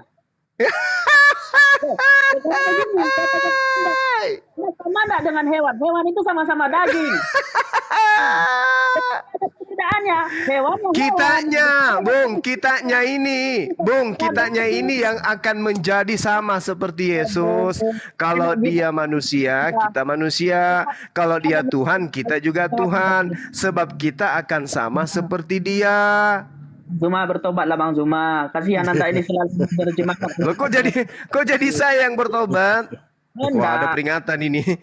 Cuman Kok ada peringatan? Saya sedang menerapi pasien saya. Kok ada peringatan, Piye Mas?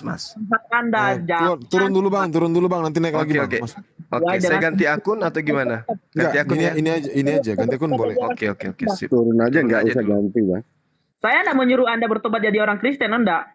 Saya cuma menyuruh Anda Tunggu bang. bertobatlah menafsirkan Alkitab dengan perspektif Anda yang tidak benar itu. Saya tidak menyuruh Anda menjadi orang Kristen, tidak.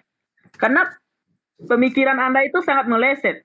Ketika saya katakan Orangnya turun, bentar. pasti dia dengar, ada apa? Pasti dia dengar. Bentar bro, enggak dengar. Ganti akun, enggak dengar itu. Oh, nggak dengar.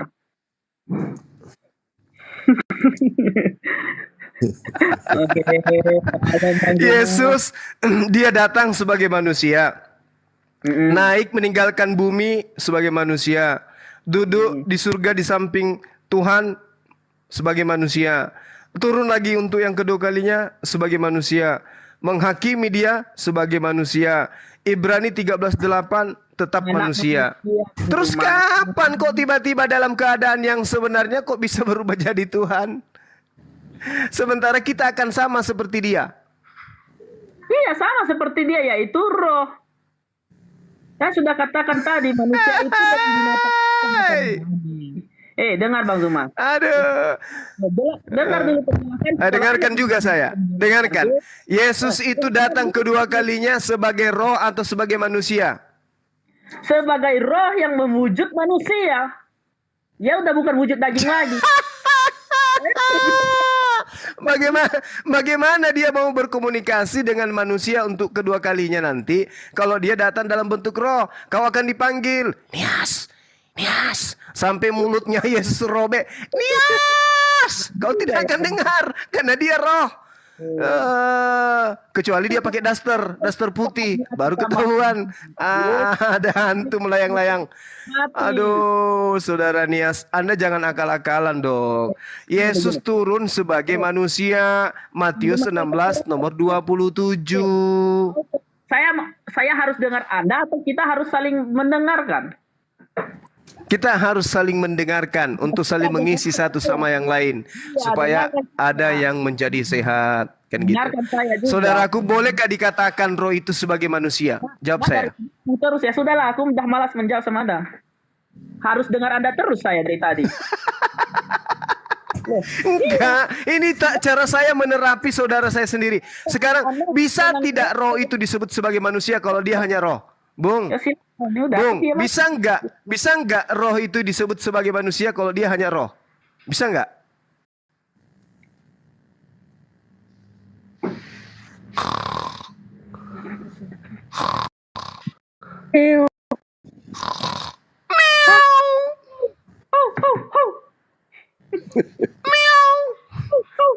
Pertanyaan saya ulang. Bolehkah roh itu disebut manusia ketika dia hanya tinggal roh, Bung? Saya jawab dan nanti saya jawab Anda ngomong lagi. Anda ini kan Enggak maunya loh. Saya akan ngomong terus lepas Anda dulu. Begitu cara saya terapi pasien. Bolehkah roh itu disebut sebagai manusia kalau dia tinggal roh saja? Ya, terapi pasien itu ada harus ngomong terus ya supaya omongan orang itu tidak didengar gitu ya. Oh iya iya ya. Silakan Ya, Bang. oh ya udah silakan. Coba, bolehkah roh disebut manusia tanpa jasad? Silakan. Silakan Bang Juma ngomong terus dulu, ngomong terus dulu, ngomong terus. Itu Aku mau kan ngomong. marah. Segitu aja kok ngambek. Kita kan Mendengarkan teman. dulu. Dulu kan Nanti kita di SMA kan kita satu kelas. Anda nanti Kamu kalau kan saya sering nyontek. PR-nya kan aku yang kerjakan. Kok sampai segitunya? aku ngomong terus dari tadi ya. Saya mau diam. Saya bertanya, apakah roh itu yang tanpa jasad boleh disebut sebagai manusia? Tanya Budi. Apa jawaban Wati? Kita dengarkan. Teng teng. Silakan. Udah. Kewalahan juga kan kalau saya tidak menjawab. Nanti saya jawab nyorocot lagi, nyorocot lagi.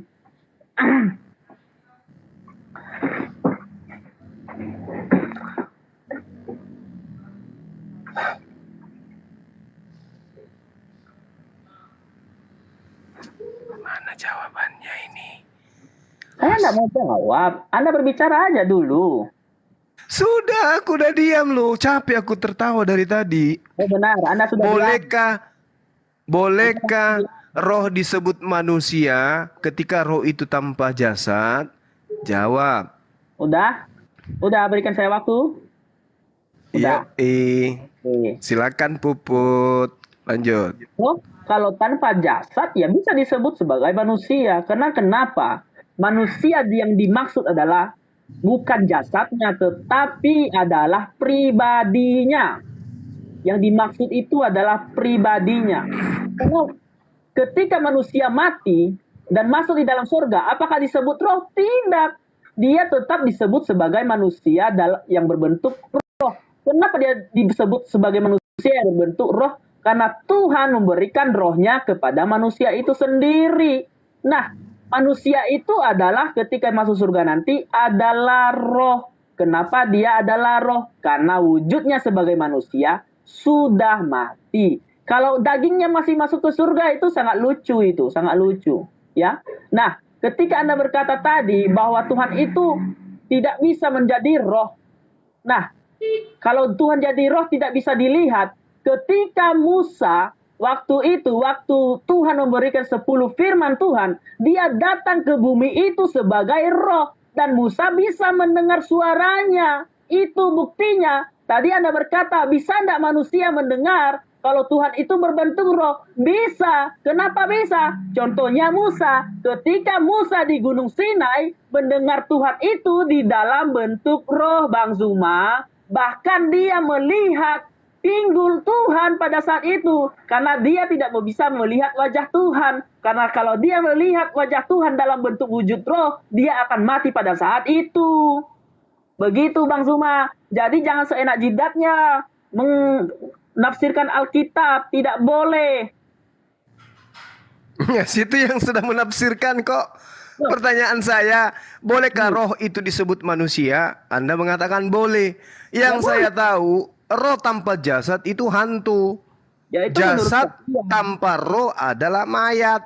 Iya. Kok sekarang roh disebut manusia? Gimana ceritanya itu? Sekarang begini, itu pemikiran Anda atau pikiran saya? Lah, itu pikiran saya, pengetahuan saya. Bahwa roh manusia itu bukanlah manusia. Nanti dikatakan manusia ketika roh dan jasad itu menyatu. Iya, saya katakan sama Anda, jangan paksakan pengetahuan Anda kepada saya, karena pengetahuan saya seperti itu.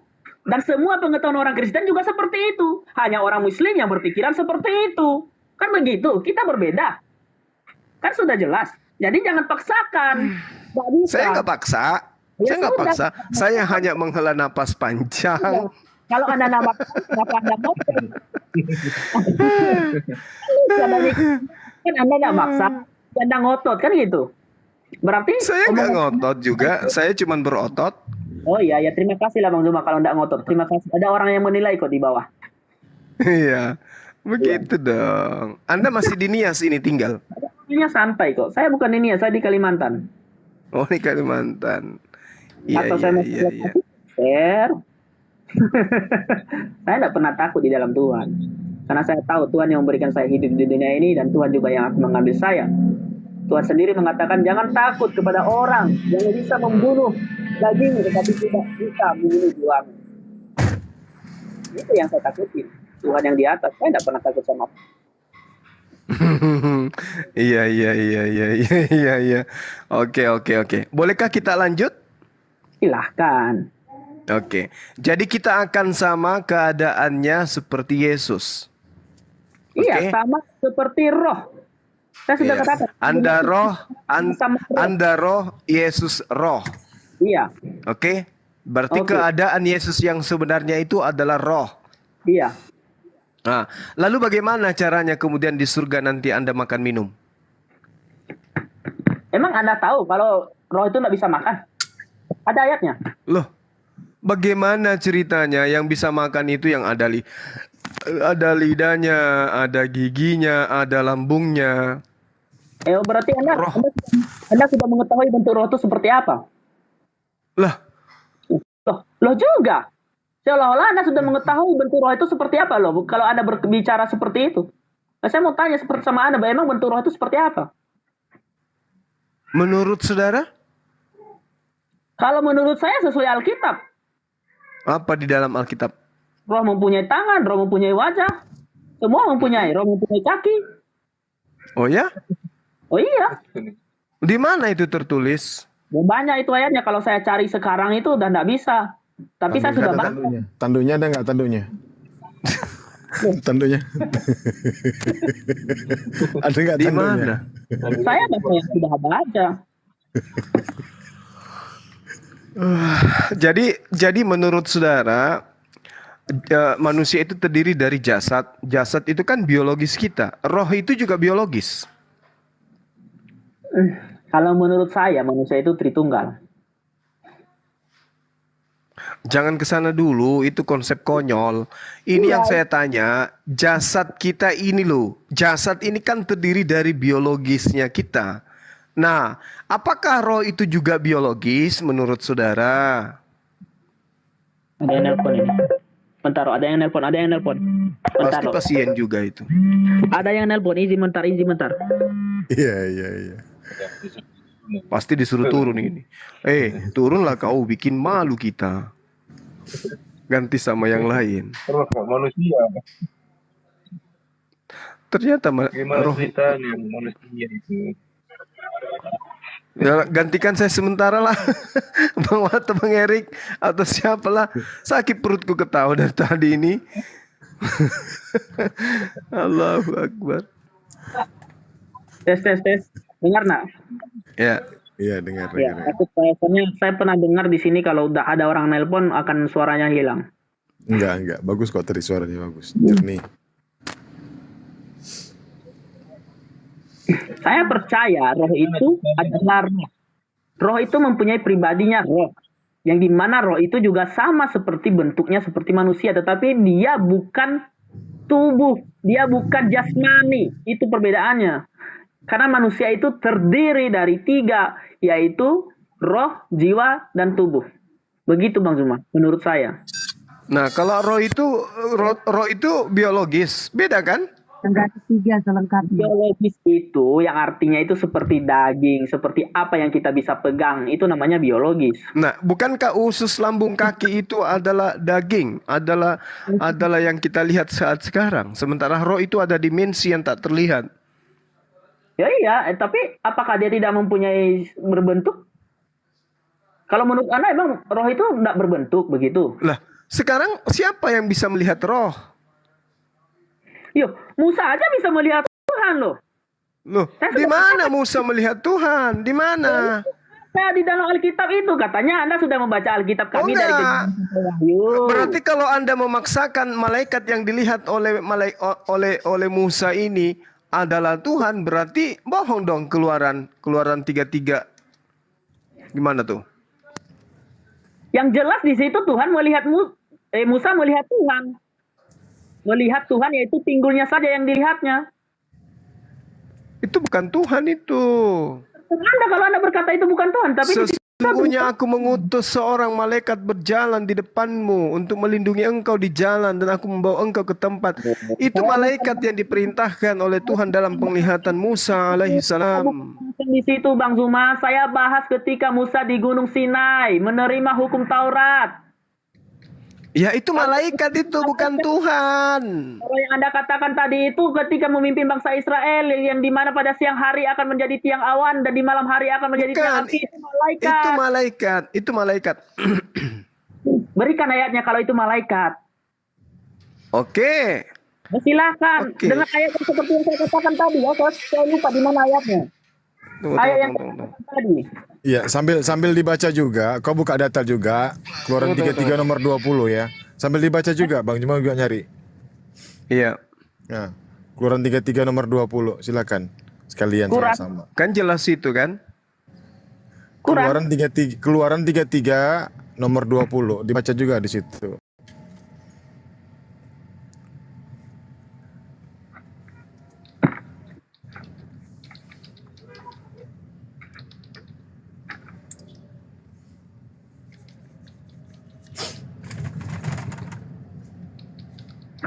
Keluaran 33 nomor berapa? 20.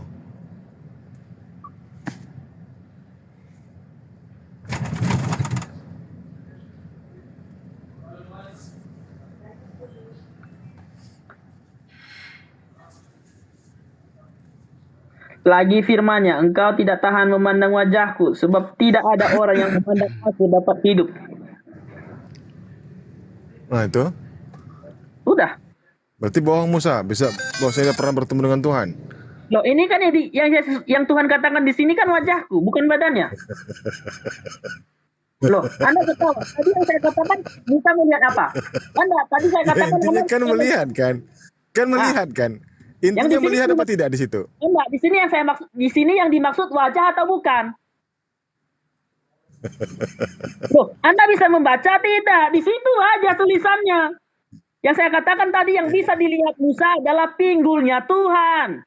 Hmm. Anda harus mengerti Ya, bahasa kalau saya. seandainya aku cuman hanya bisa melihat kakimu itu, tapi aku tahu itu kau gitu. Berkat. Ini kakimu. Nah, itu gimana tuh coba? Sama Ya, enggak itu? berarti kan bisa melihat kan? Berarti aku bisa kakinya. melihatmu. Aku bisa melihatmu, tapi walaupun hanya kaki. Yo iya, cuma melihat kaki. Di sini kan yang Tuhan katakan di sini apa? Jelas di sini belajar bahasa yang baik. Engkau tidak tahan memandang wajahku. Tidak tahan memandang wajahku. Iya. Melihat Wajahku. punggung, melihat bokong bisa ya? Itu ada ayatnya kok. Ini kita orang Yahudi dari Musa sampai Itu malaikat, tuyul. Kalau Anda berkata malaikat, berikan ayatnya kalau itu malaikat. Saya juga cari ayatnya dulu. Saya nggak perlu cari. Saya katakan sekali lagi, yang datang kepada Nabi Musa alaihissalam di Gunung Sinai itu adalah malaikat. Yang dilihatnya itu malaikat. Itu menurut Itu Anda, menurut kitab saudara, bukan menurut saya. menurut kitab kami yang datang itu adalah Tuhan. Mau siapapun orang Bukan. Kristen katakan itu adalah Tuhan. Oh, itu orang Kristennya berarti Kristen bahlul yang tidak pernah belajar Bible berarti. Dia harus jadi muridku juga berarti. Berikan saya siapa orang Kristen yang menganggap itu adalah malaikat. Berikan saya siapa orang Kristen. Kalau di kitabmu jelas sekali yang datang kepada Musa itu adalah malaikat. Bang Zuma, jangan berasumsi. Berikan saya orang Kristen yang menganggap itu adalah Saya malaikat. tidak berasumsi, itu sudah ada di dalam kitabmu. Baca kisah para rasul 7. Iya. Kisah para rasul 7 baca. Anda sudah melenceng lagi. Tadi Anda berkata bahwa yang datang kepada Musa itu adalah siapa? Anda Malaikat. Tetapi saya tanyakan sama Anda, menurut orang Kristen mana? Lalu Anda berlari ke sana. Berarti orang Kristen itu membantah kitabnya sendiri. Berarti mereka harus diceboin pakai air kima 1 sendok. Kalau wajahku. Ya, baca. Kisah para rasul 7. Kok bentar. Di Keluaran 3 nomor 2 baca. Keluaran 3 nomor 2. Buka. Saya baca dulu mana tadi yang di mana dia ketemu Tuhan itu. Saya mau cari. Keluaran 3 nomor 2. Buka. Keluaran Kisah para 3 rasul nomor 7 nomor 38. Anda buka Malaikat lagi. yang menampakkan diri kepada Nabi Musa di Gunung Sinai ketika dia menerima wahyu? Mana? Baca, kamu baca, berani kamu baca? Keluaran 3 nomor 2, lalu malaikat Tuhan menampakkan diri kepadanya Itu dalam ketika nyala api. itu ketika pertama kali ketemu Musa, itu beda. Yang saya katakan ketika Nah, Tuhan ketemu lalu Musa. yang Anda maksud di mana? Yang di Gunung Sinai kan? Iya, Sudah. ketika Nah, dia baca Kisah Para Rasul 7 nomor 38. Jangan malu-malu, baca. Tuhan memberikan dua loh batu itu, Tuhan menulis dengan tangannya sendiri. Baca Kisah Para Rasul 7:38. Berani nggak baca? Ayo, mulai gemetaran. Saya tidak gemetaran, saya tidak pernah gemetaran dalam Alkitab. Karena Alkitab adalah sumber Yuk. kebenaran. Ya udah baca Kisah Para Rasul 7:38. Ya saya baca ini, saya lagi cari. Berani karena baca? ini- Berani? Ngapain takut? Berani nggak? Coba Anda baca. Pingin dengar saya. Oke, silakan. 38 ya? Baca bismillah dulu sebelum baca. Lanjut. Musa inilah yang menjadi Baca pengantara. dong. Hah? Saya baca ini. Iya, silakan. Musa yang menjadi pengantara dalam sidang jemaah di padang gurun di antara malaikat yang berfirman kepadanya di Gunung Sinai dan nenek moyang kita, dan dialah yang menerima firman untuk menyampaikannya kepada. Siapa yang berfirman kepada Musa di Gunung Sinai? Siapa? Loh, itu kan beda versi ini. Yang dimaksud Kisah Para Rasul ini beda. Loh, kamu tahu? Loh, Emang Musa berapa kali ke Gunung Sinai? loh, Jawab saya. ketika dia pertama kali ketemu Tuhan. Berapa kali? Berkali-kali. Tidak, di Gunung Sinai ketika dia menerima firman berapa kali dia ke Gunung Sinai? Jawab. Berkali-kali dia ke Gunung Sinai. Berarti dia banyak kali menerima Torah. La haula wala quwata illa billah. Pertama kali Musa Subhanallah, maha suci Allah. umat Israel. Satu perintah satu, Bang Zuma. Satu perintah satu. Berarti 10 perintah 10 kali nih turun. Loh, berarti kalian tidak memahami Alkitab, tetapi sok-sokan baca, sok tahu Alkitab. Ya udah, coba tunjukkan. Ini yang pertama, Nabi Musa alaihissalam di Kisah Para Rasul 7 nomor 38 menerima firman dari malaikat di Gunung Sinai. Yang kedua tertulis di mana? Jawab. Yang kedua itu ketika, kan gini ceritanya, saya tidak tahu di mana ayatnya. Ngarang. Enggak Abang lu bunyi lah. Bilang aja gitu. Baru Anda mengatakan, Anda tidak ngerti firman yang aku bacakan, Bang Suma.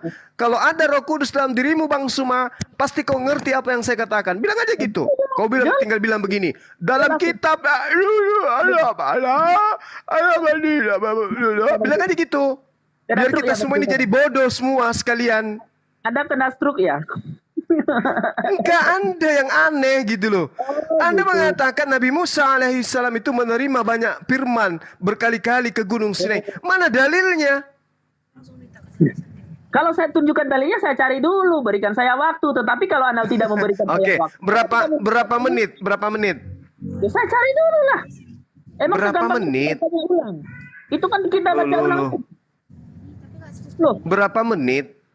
saya tidak tahu kan, harus saya baca ulang lagi kan? Iya, Yang tapi penting, ngakunya STT. ceritanya. Semua orang STT, sekolah tipu-tipu.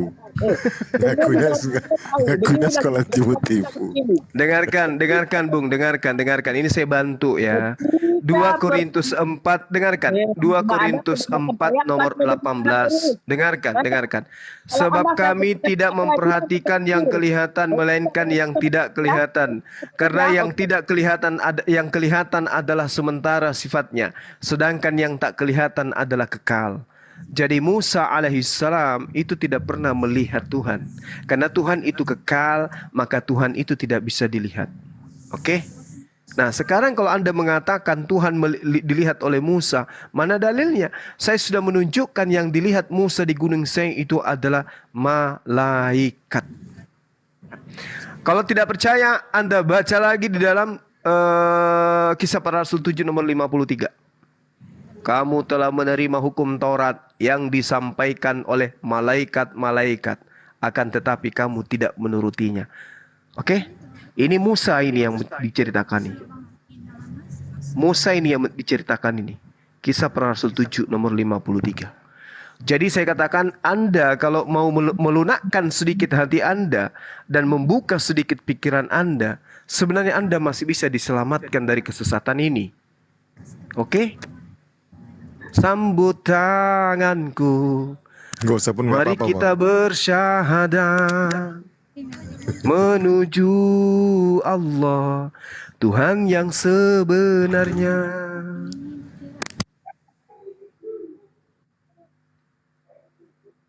Kamu telah menerima hukum Taurat yang disampaikan oleh para malaikat-malaikat. Genggam tanganku, mari kita bersyahadat menyembah Allah, Tuhan yang sebenarnya. Katakan tidak pada Tuhan bentuk manusia. Pasti ngambek, pasti merajuk. Anda ngambek. Kalau Anda mau bicara, silakan bicara. Ya orang cuma nyanyi kok. Kan Anda mengatakan Musa bertemu Tuhan, mana dalilnya? Saya katakan yang ditemui Musa di Gunung Sinai itu adalah malaikat. Aku punya dalil.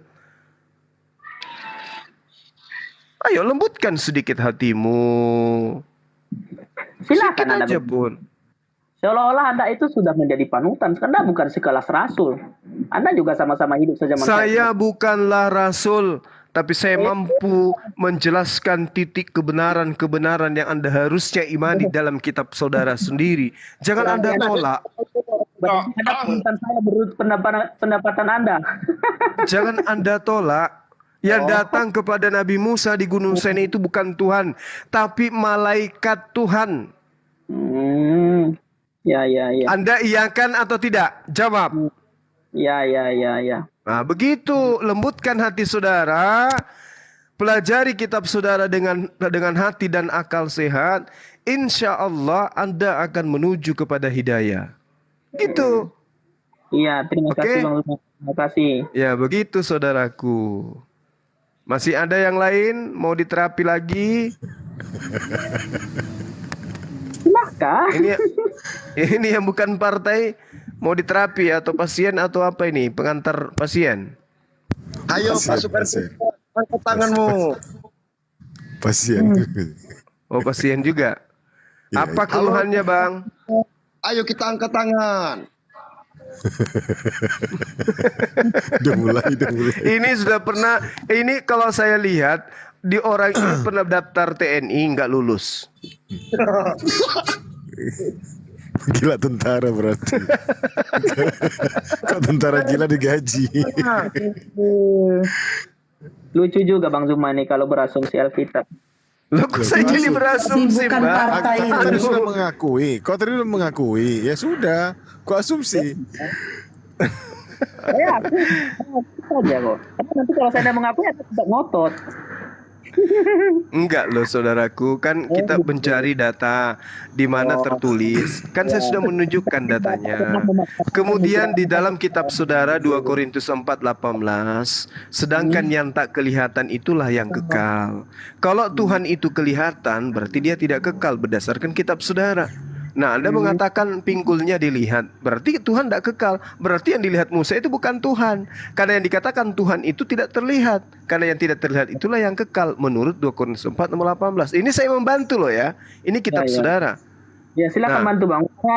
Anda profesor saya, Anda panutan saya. Silakan.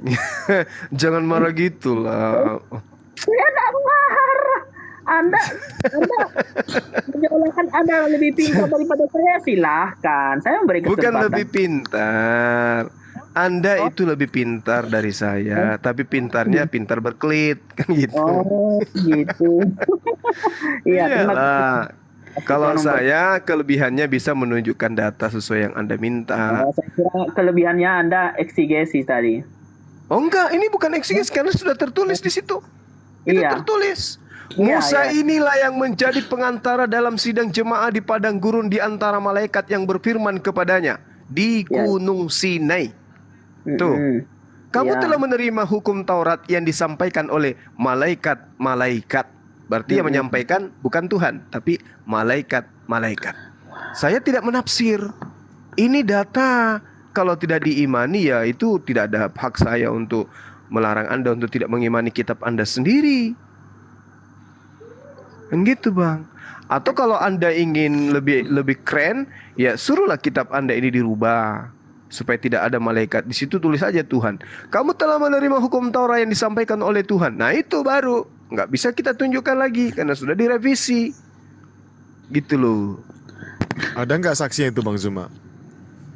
Yang Malaikat mana? itu yang memberikan Gak ada firman, karena menyampaikan cuman Musa seorang diri sebagai manusia di sana. bagaimana dengan Harun, Rasulullah? Jangan salah. apalagi tuh? Coba. Ya, Itu ya. Yosua itu. Hah? Jangan sembarang. Siapa yang ikut dengan Musa naik ke Gunung Sinai? Yosua. Yusuf bin Nun. Yosua bin Nun. Yusuf bin Nun. Di mana tertulis itu? Sedangkan Harun saja yang adalah nabi bagi Musa itu tidak ikut. Dia menjaga kaumnya Musa alaihissalam. Tapi kemudian kamu kira Yosua itu siapa? Bukan nabi gitu. iya, coba tunjukkan di mana tertulis Yosua ikut menyaksikan firman diberikan kepada Nabi Musa. Tuhan di sini Bang, langsung cari langsung dapat. Di mana tertulis? Yang penting ketika itu ada Yosua di situ, tapi dia jauh, bukan pas di tempat Musa. Ya silakan Anda Aduh, ketawa. ketawa saya malam ini habis stoknya, nggak bisa lagi tertawa aku buat. Nanti saya belikan Bang Jumat. Udah, jangan melucu lah. Saya belikan lagi nanti Bang kalau stok Iya. ketawa. Balik berapa? Balik goceng. Aduh, udahlah Bang Erik silakan saudaraku, saya rehat dulu 10 menit lagi minum Ya, kopi tapi dulu, bentar Bang santai Juma. dulu. Ini ada Merenungkan yang dan bukan mendoakan partai. saudara berkat ini. Yang bukan partai ini tadi nantang Abang di bawah. Tadi katanya naikin saya. Jadi dia ngotot tuh typing itu naikin saya. Cuma itu ketar-ketir. Naikin Ya kan siapa? tadi Takut udah ya. bilang angkat tangan. Angkat tangan. Takut ya katanya. Naikin saya. Takut ya katanya. Halo, bukan partai. Bang Zuma. Apa? Tidak akan ketar-ketir sama Bang Zuma. Oke. Karena saya Iya, nggak penting pun kenapa harus ketar-ketir Bang. Aku ini saudaramu loh. Ewako Bang, ewako. La ilaha illallah Bang Zuma. Tiada Tuhan selain La Allah. ilaha illallah Muhammad Rasulullah. Takbir. Allahu Akbar. Masya Allah. Iya. Sekarang berbagai cara ya typing orang untuk supaya bisa naik ya, berbagai cara dia bertyping ya. Oke. Iya. Nggak apa-apa, kita silaturahmi nggak apa-apa. Kan udah aku bilang, kita ini semua saudara. Iya. Iya. Abang di mana Bang? Di Lampung Utara. Oh, Lampung Utara, Masya Allah. Salam sama saudara-saudara kita yang ada di sana. Ya, Keluarga Bang. salamnya dari Bang Suma untuk saudara-saudara di Lampung. Semoga Abang sehat selalu ya Bang ya. Amin. Kalau yang menghibur seperti saudara kita berkat peringatan Yas ini pasti kita sehat terus. Awet muda ya. Senam bibir, senam Hilang otak. keriput. Sangat Hilang memberkati keriput. saya malam ini Bang. Iya. Saya makin Ya, percaya semoga- bahwa itu adalah Tuhan. Kita doakan supaya saudara dapat hidayah, dilembutkan hatinya, Amin. menerima kebenaran, gitu ya. Amin. Dengan Islam Anda akan menjadi orang yang percaya kepada Yesus sebagai nabi. Bayangkan, coba indahnya gitu loh. Yohanes 17 nomor 7. Hidup kekal itu adalah mereka mengenal Engkau satu-satunya Tuhan yang benar, dan hidup kekal itu mengenal Yesus yang Engkau utus. Coba. Iya, Berarti mengenal Islam Yesus. sudah duduk pada perkara dua ini. Dia itu YHWH bukan Allah. Siapa?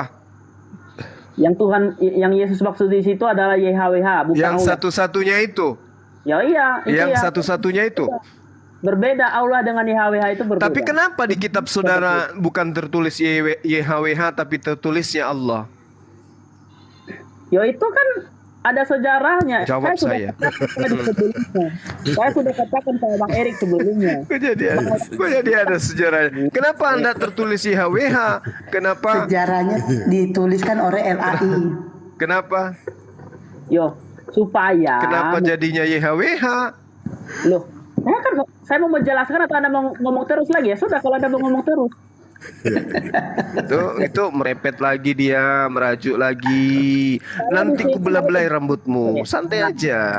Berdiskusi sehat. Kalau orang lain berbicara hargai. Begitu. Kalau secara Anda saja tidak menghargai orang lain berbicara, bagaimana saya bisa mempercayai Anda?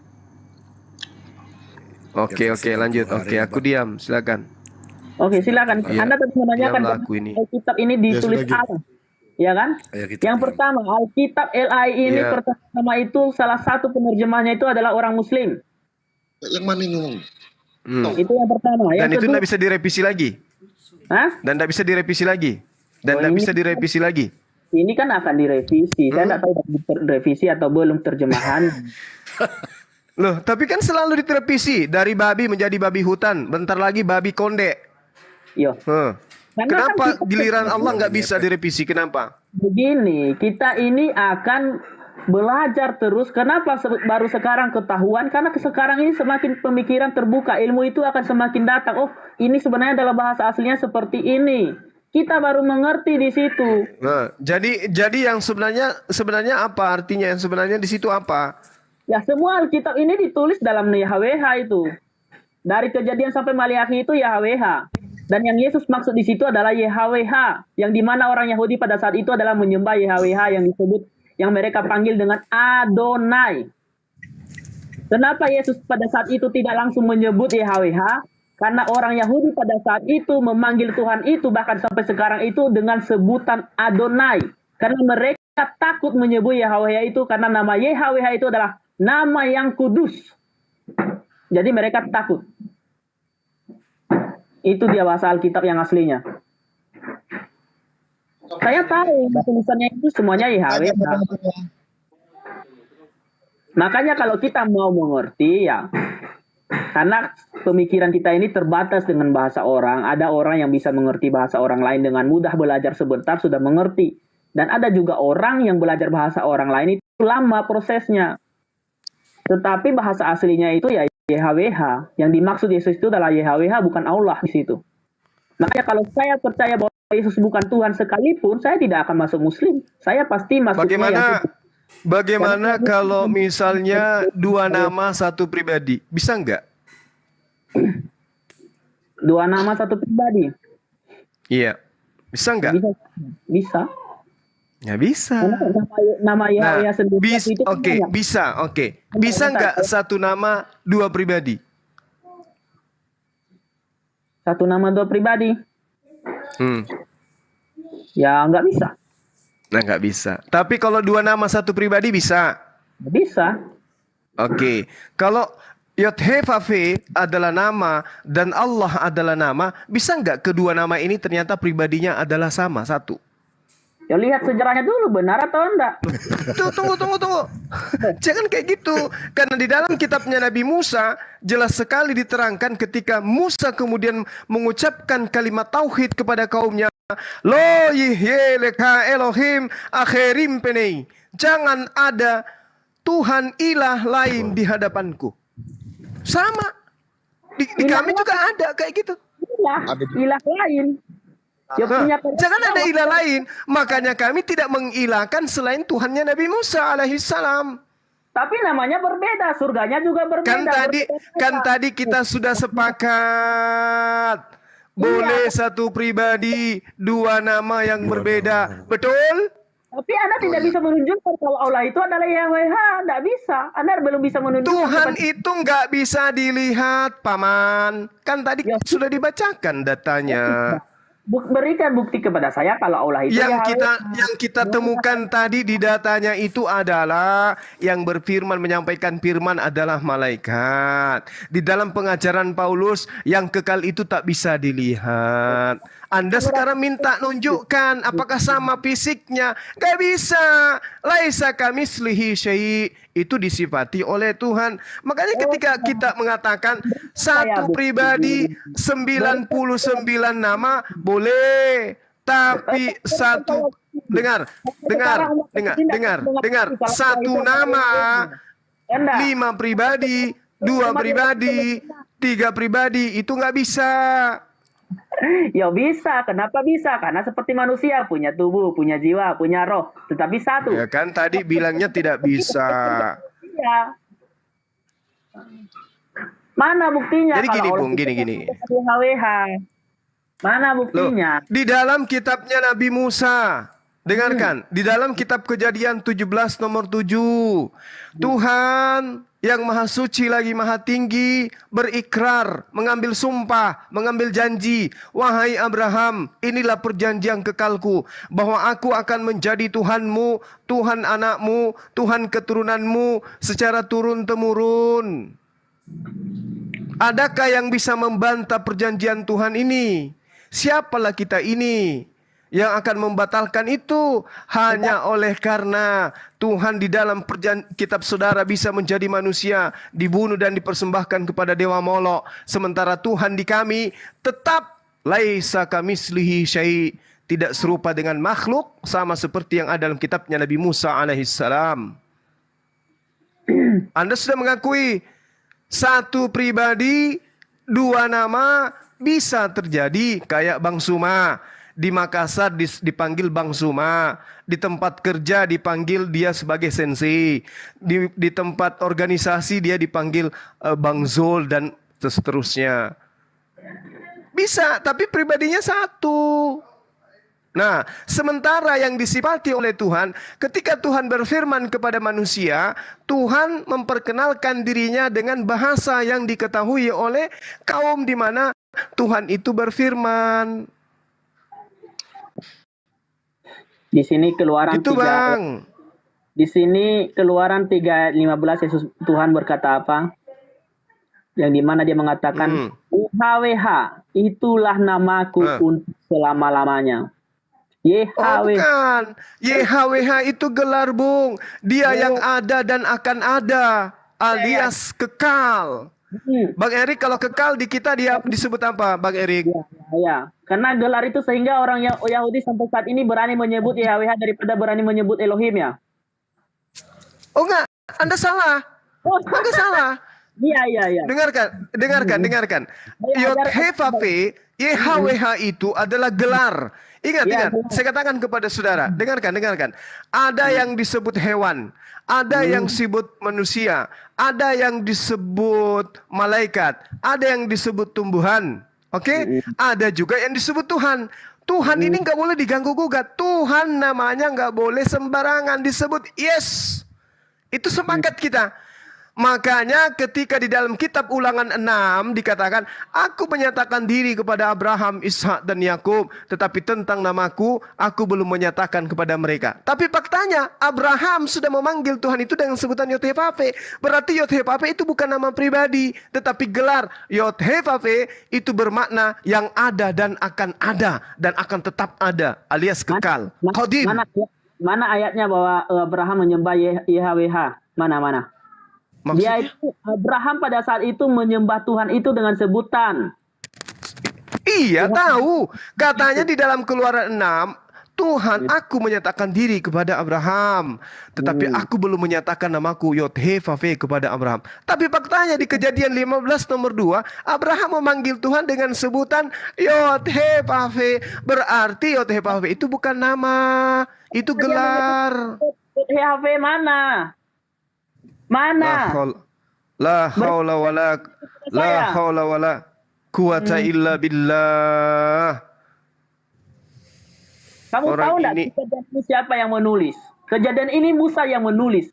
Kejadian Abraham sampai Musa itu adalah di Musa yang menulis. Iya tahu, tapi kan Musa diberitakan, dengarkan saya Bung. Musa diberitakan bahwa aku belum menyatakan diri kepada Abraham. Tetapi ternyata Abraham memanggil Tuhan, Adonai Yod-Heh-Vaveh mati sepe. Jelas itu. Mana? Kejadian 15 nomor 2. Iya, sekarang begini, yang nulis itu siapa? Musa. Musa yang menulis. Nah, kalau Tuhan belum menyatakan namanya kepada Abraham, yang mana namanya itu adalah Yod-Heh-Vaveh, terus kenapa Abraham memanggil Tuhan dengan sebutan Yod-Heh-Vaveh? Kenapa? Anda ngomong sendiri lagi, silakan. Saya mau dengar. Oke, dengarkan saya ya, 1 menit ya. Di dalam Keluaran 6, Tuhan berfirman kepada Musa, wahai Musa, aku sudah menyatakan diriku loh kepada Abraham, Ishak dan Yakub. Tapi tentang namaku Yod-Heh-Vaveh, aku belum nyatakan kepada dia. Tapi faktanya di Kejadian 15 nomor 2, Abraham memanggil Tuhan dengan sebutan Yod-Heh-Vaveh. Berarti Yod-Heh-Vaveh ini bukan nama, itu gelar. Namanya belum disampaikan kepada Abraham. Faktanya jelas dikatakan Wayomer Abraham Adonai Yod-Heh-Vaveh. Iya, berarti ayat ini palsu lagi ya, bahwa YHWH itulah namaku untuk selama-lamanya. Bukan. Kok jangan Anda bawa-bawa palsu. Dengarkan. Kenapa Abraham mengatakan Tuhan belum menyatakan dirinya dengan Yod-Heh-Vaveh, tapi diceritakan di Kejadian 15 Abraham memanggil Yod-Heh-Vaveh? Kenapa? Bisa jawab saya? Saya bisa jawab.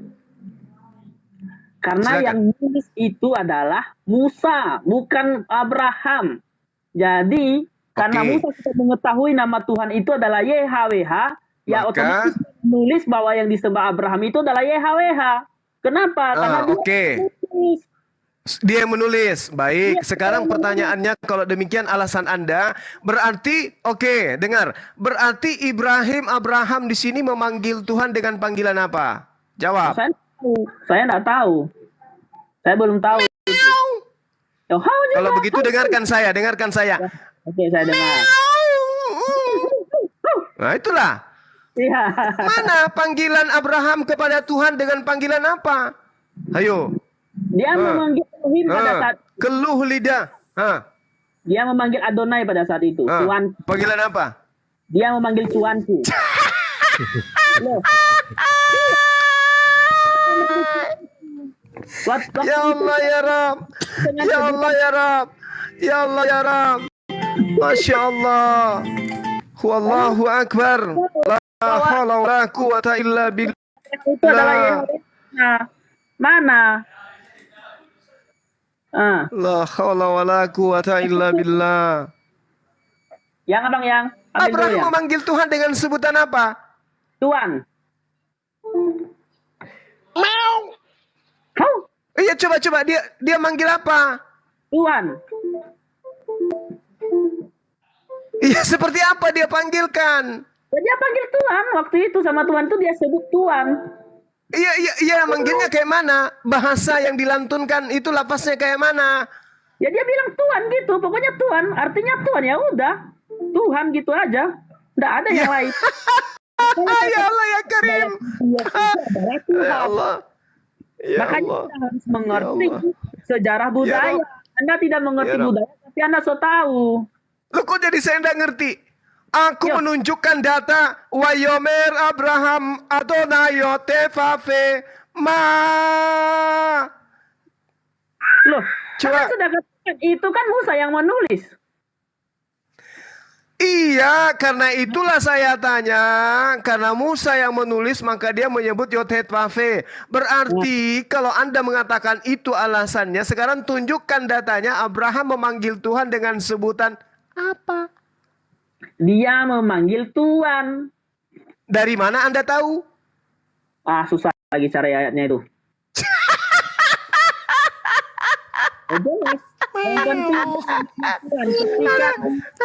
Ini kan Tuhan berjanji kepada Abraham, gimana dia katakan pada waktu itu Minum dulu bang. dapat segala bangsa. Akbar, Masya Allah. Itu adalah Tuhan.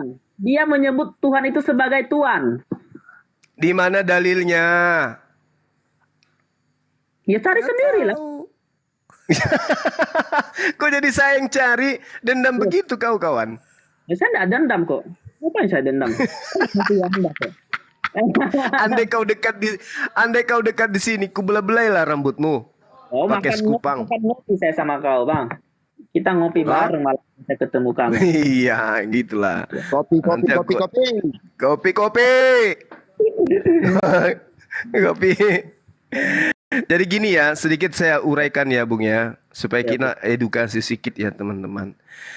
Jadi yang perlu dipahami di sini saudara-saudara saya berkat, ya besok jangan lagi kau bawa kata nias itu, nggak bagus lah. Jadi gini, kalau kita belajar lebih jauh,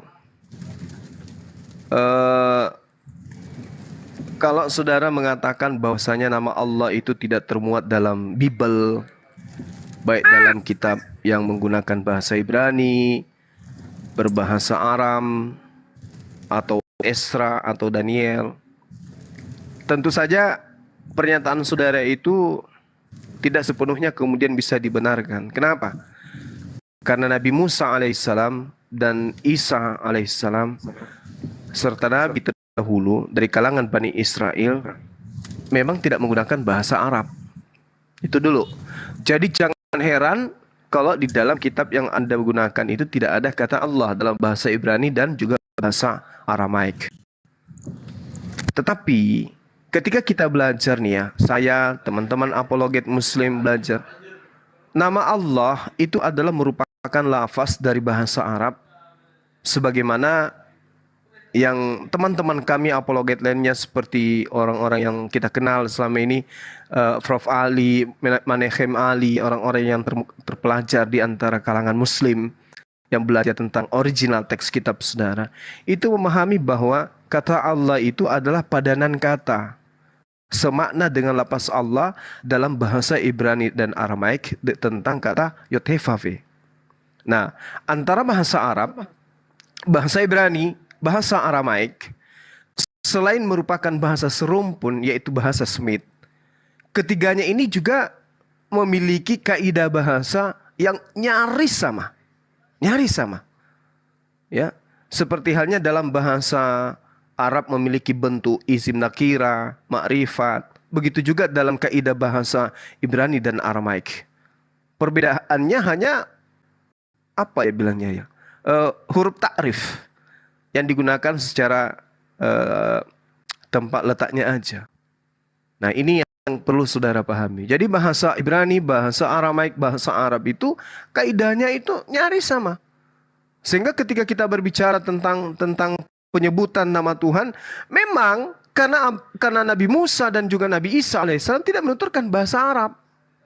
Makanya orang-orang tokoh di kalangan mereka, para penafsir kitab Torah, kitab yang mereka gunakan, ketika mereka menerjemahkan bahasa Ibraninya, kitab mereka ke bahasa Arab, maka padanan yang mereka gunakan itu Allah. Ketika mereka menyebut Yotefafe, maka Arabnya mereka ganti dengan kata Allah. Sedangkan kalau di dalam bahasa Ibrani, Yotefafe masuk ke dalam bahasa Yunani, semuanya diartikan Theos, Tuhan.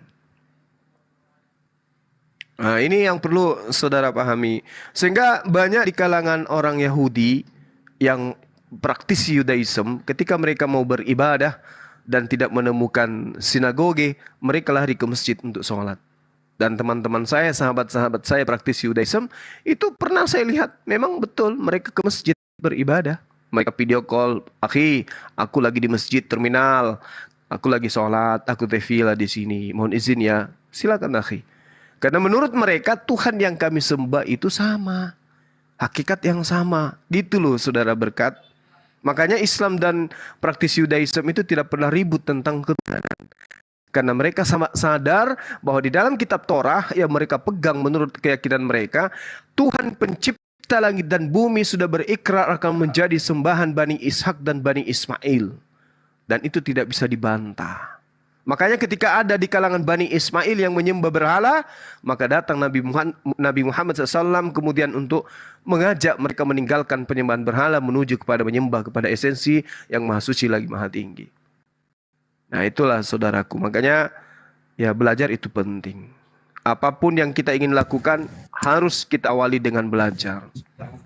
Mau nikah, belajar. Mau jadi ayah, belajar. Mau jadi pimpinan, belajar. Mau jadi karyawan, belajar. Semua harus dipelajari. Mau jadi hamba Tuhan yang benar, belajar. Jangan asal-asal masuk ke dalam sebuah keyakinan. Wah, ternyata di dalamnya hanya karena berdasarkan doktrin dogma, imani aja secara turun-temurun tanpa mau mempelajari yang sebenarnya. Saya kira begitu, sahabat-sahabat sekalian. Saya mohon maaf kalau saya ada canda yang berlebihan, terutama kepada saudara saya berkat peringatan. Lain kali kalau bisa jangan gunakan kata nias lagi, karena itu ada mewakili banyak orang. Cukup sama seperti saya, apakah mau Bang Berkat atau Bang Ganteng, nggak usah menggunakan nama daerah. Kalau menurut saya sih ya, supaya tidak menyakiti yang lain. Karena bukan cuma kita yang berasal dari daerah tersebut. Mana tahu kita merasa kita benar, tapi nilainya dari orang lain itu salah, maka akan menyakiti orang lain. Nah, dari itulah kemudian di sini sudah hampir pukul 24 waktu Makassar. Saya pamit undur diri. Sekali lagi saya minta maaf yang sedalam-dalamnya ketika ada kata-kata, ada kalimat yang kurang berkenan yang saya sampaikan, itu semata-mata bentuk kasih sayang saya kepada anak bangsa. Kalau masih bisa kita berdialog dengan baik, yuk dialog dengan baik. Kalau dialognya itu kita rasa harus ngotot-ngototan, mari kita ngotot-ngototan selama itu dalam kaidah bingkai persaudaraan sebangsa dan setanah air. Oke, saya kira begitu. Saya mohon maaf dan banyak terima kasih kepada saudara-saudara saya begitu sabar. Bang Erik, antum luar biasa. Bang Abdul juga. Dan hostnya yang semakin hari semakin cantik. Dan yang lebih luar biasa adalah saudara saya Berkat peringatan. Luar biasa dengan sabar beliau ingin berdialog dengan kita berjam-jam. Itu adalah satu kemajuan sangat luar biasa. Bang Juma, Saya abang pamit, nengok undur aku diri. dari mana bang? Kok abang bilang aku tambah cantik? Abang nengok aku dari lubang pipet, dari Monas. Komal ini maksudnya jilbabnya warnanya bukan orangnya udah pasti nggak usah Oh diragukan gitu lagi ya. lah. Enggak, kerja Bang Juma itu Saya suka pamit. bully aja. Dia tuh kalau nggak bully aku satu hari itu kayaknya badannya tuh gimana gitu. Jadi artinya Pamit. artinya Bang Berkat, abang jangan bawa-bawa nih ya. Kalau mau bodoh sendiri aja bang. Jangan bilang itu kena peringatan Erik turun bakalan. Iya. Semua kita awalnya dari tidak tahu menjadi tahu dengan proses belajar. Begitu Benar, juga benar. Bang Berkat. Insya Allah antum kalau mau serius belajar, hidayah itu pasti datang. Karena hidayah itu adalah hak prerogatif setiap hamba Tuhan untuk mendapatkan jalan keselamatan. Saya pamit. Subhanakallahumma wa bihamdi asyhadu alla ilaha illa anta astaghfiruka wa atubu ilaih. Salam tauhid, salam satu Tuhan. Jayalah Islamku, jayalah Indonesiaku. Assalamualaikum warahmatullahi wabarakatuh. Merdeka. Merdeka. Allahu Akbar, Allahu Akbar. Masya Allah. Masya Allah. Itulah tadi dari salah satu guru kita ya Bang Juma ya. Oke lanjut Bang Erik. Jadi terkait dengan penyebutan Tuhan itu Allah ya. Lalu kita sandingkan dengan kemahasuciannya.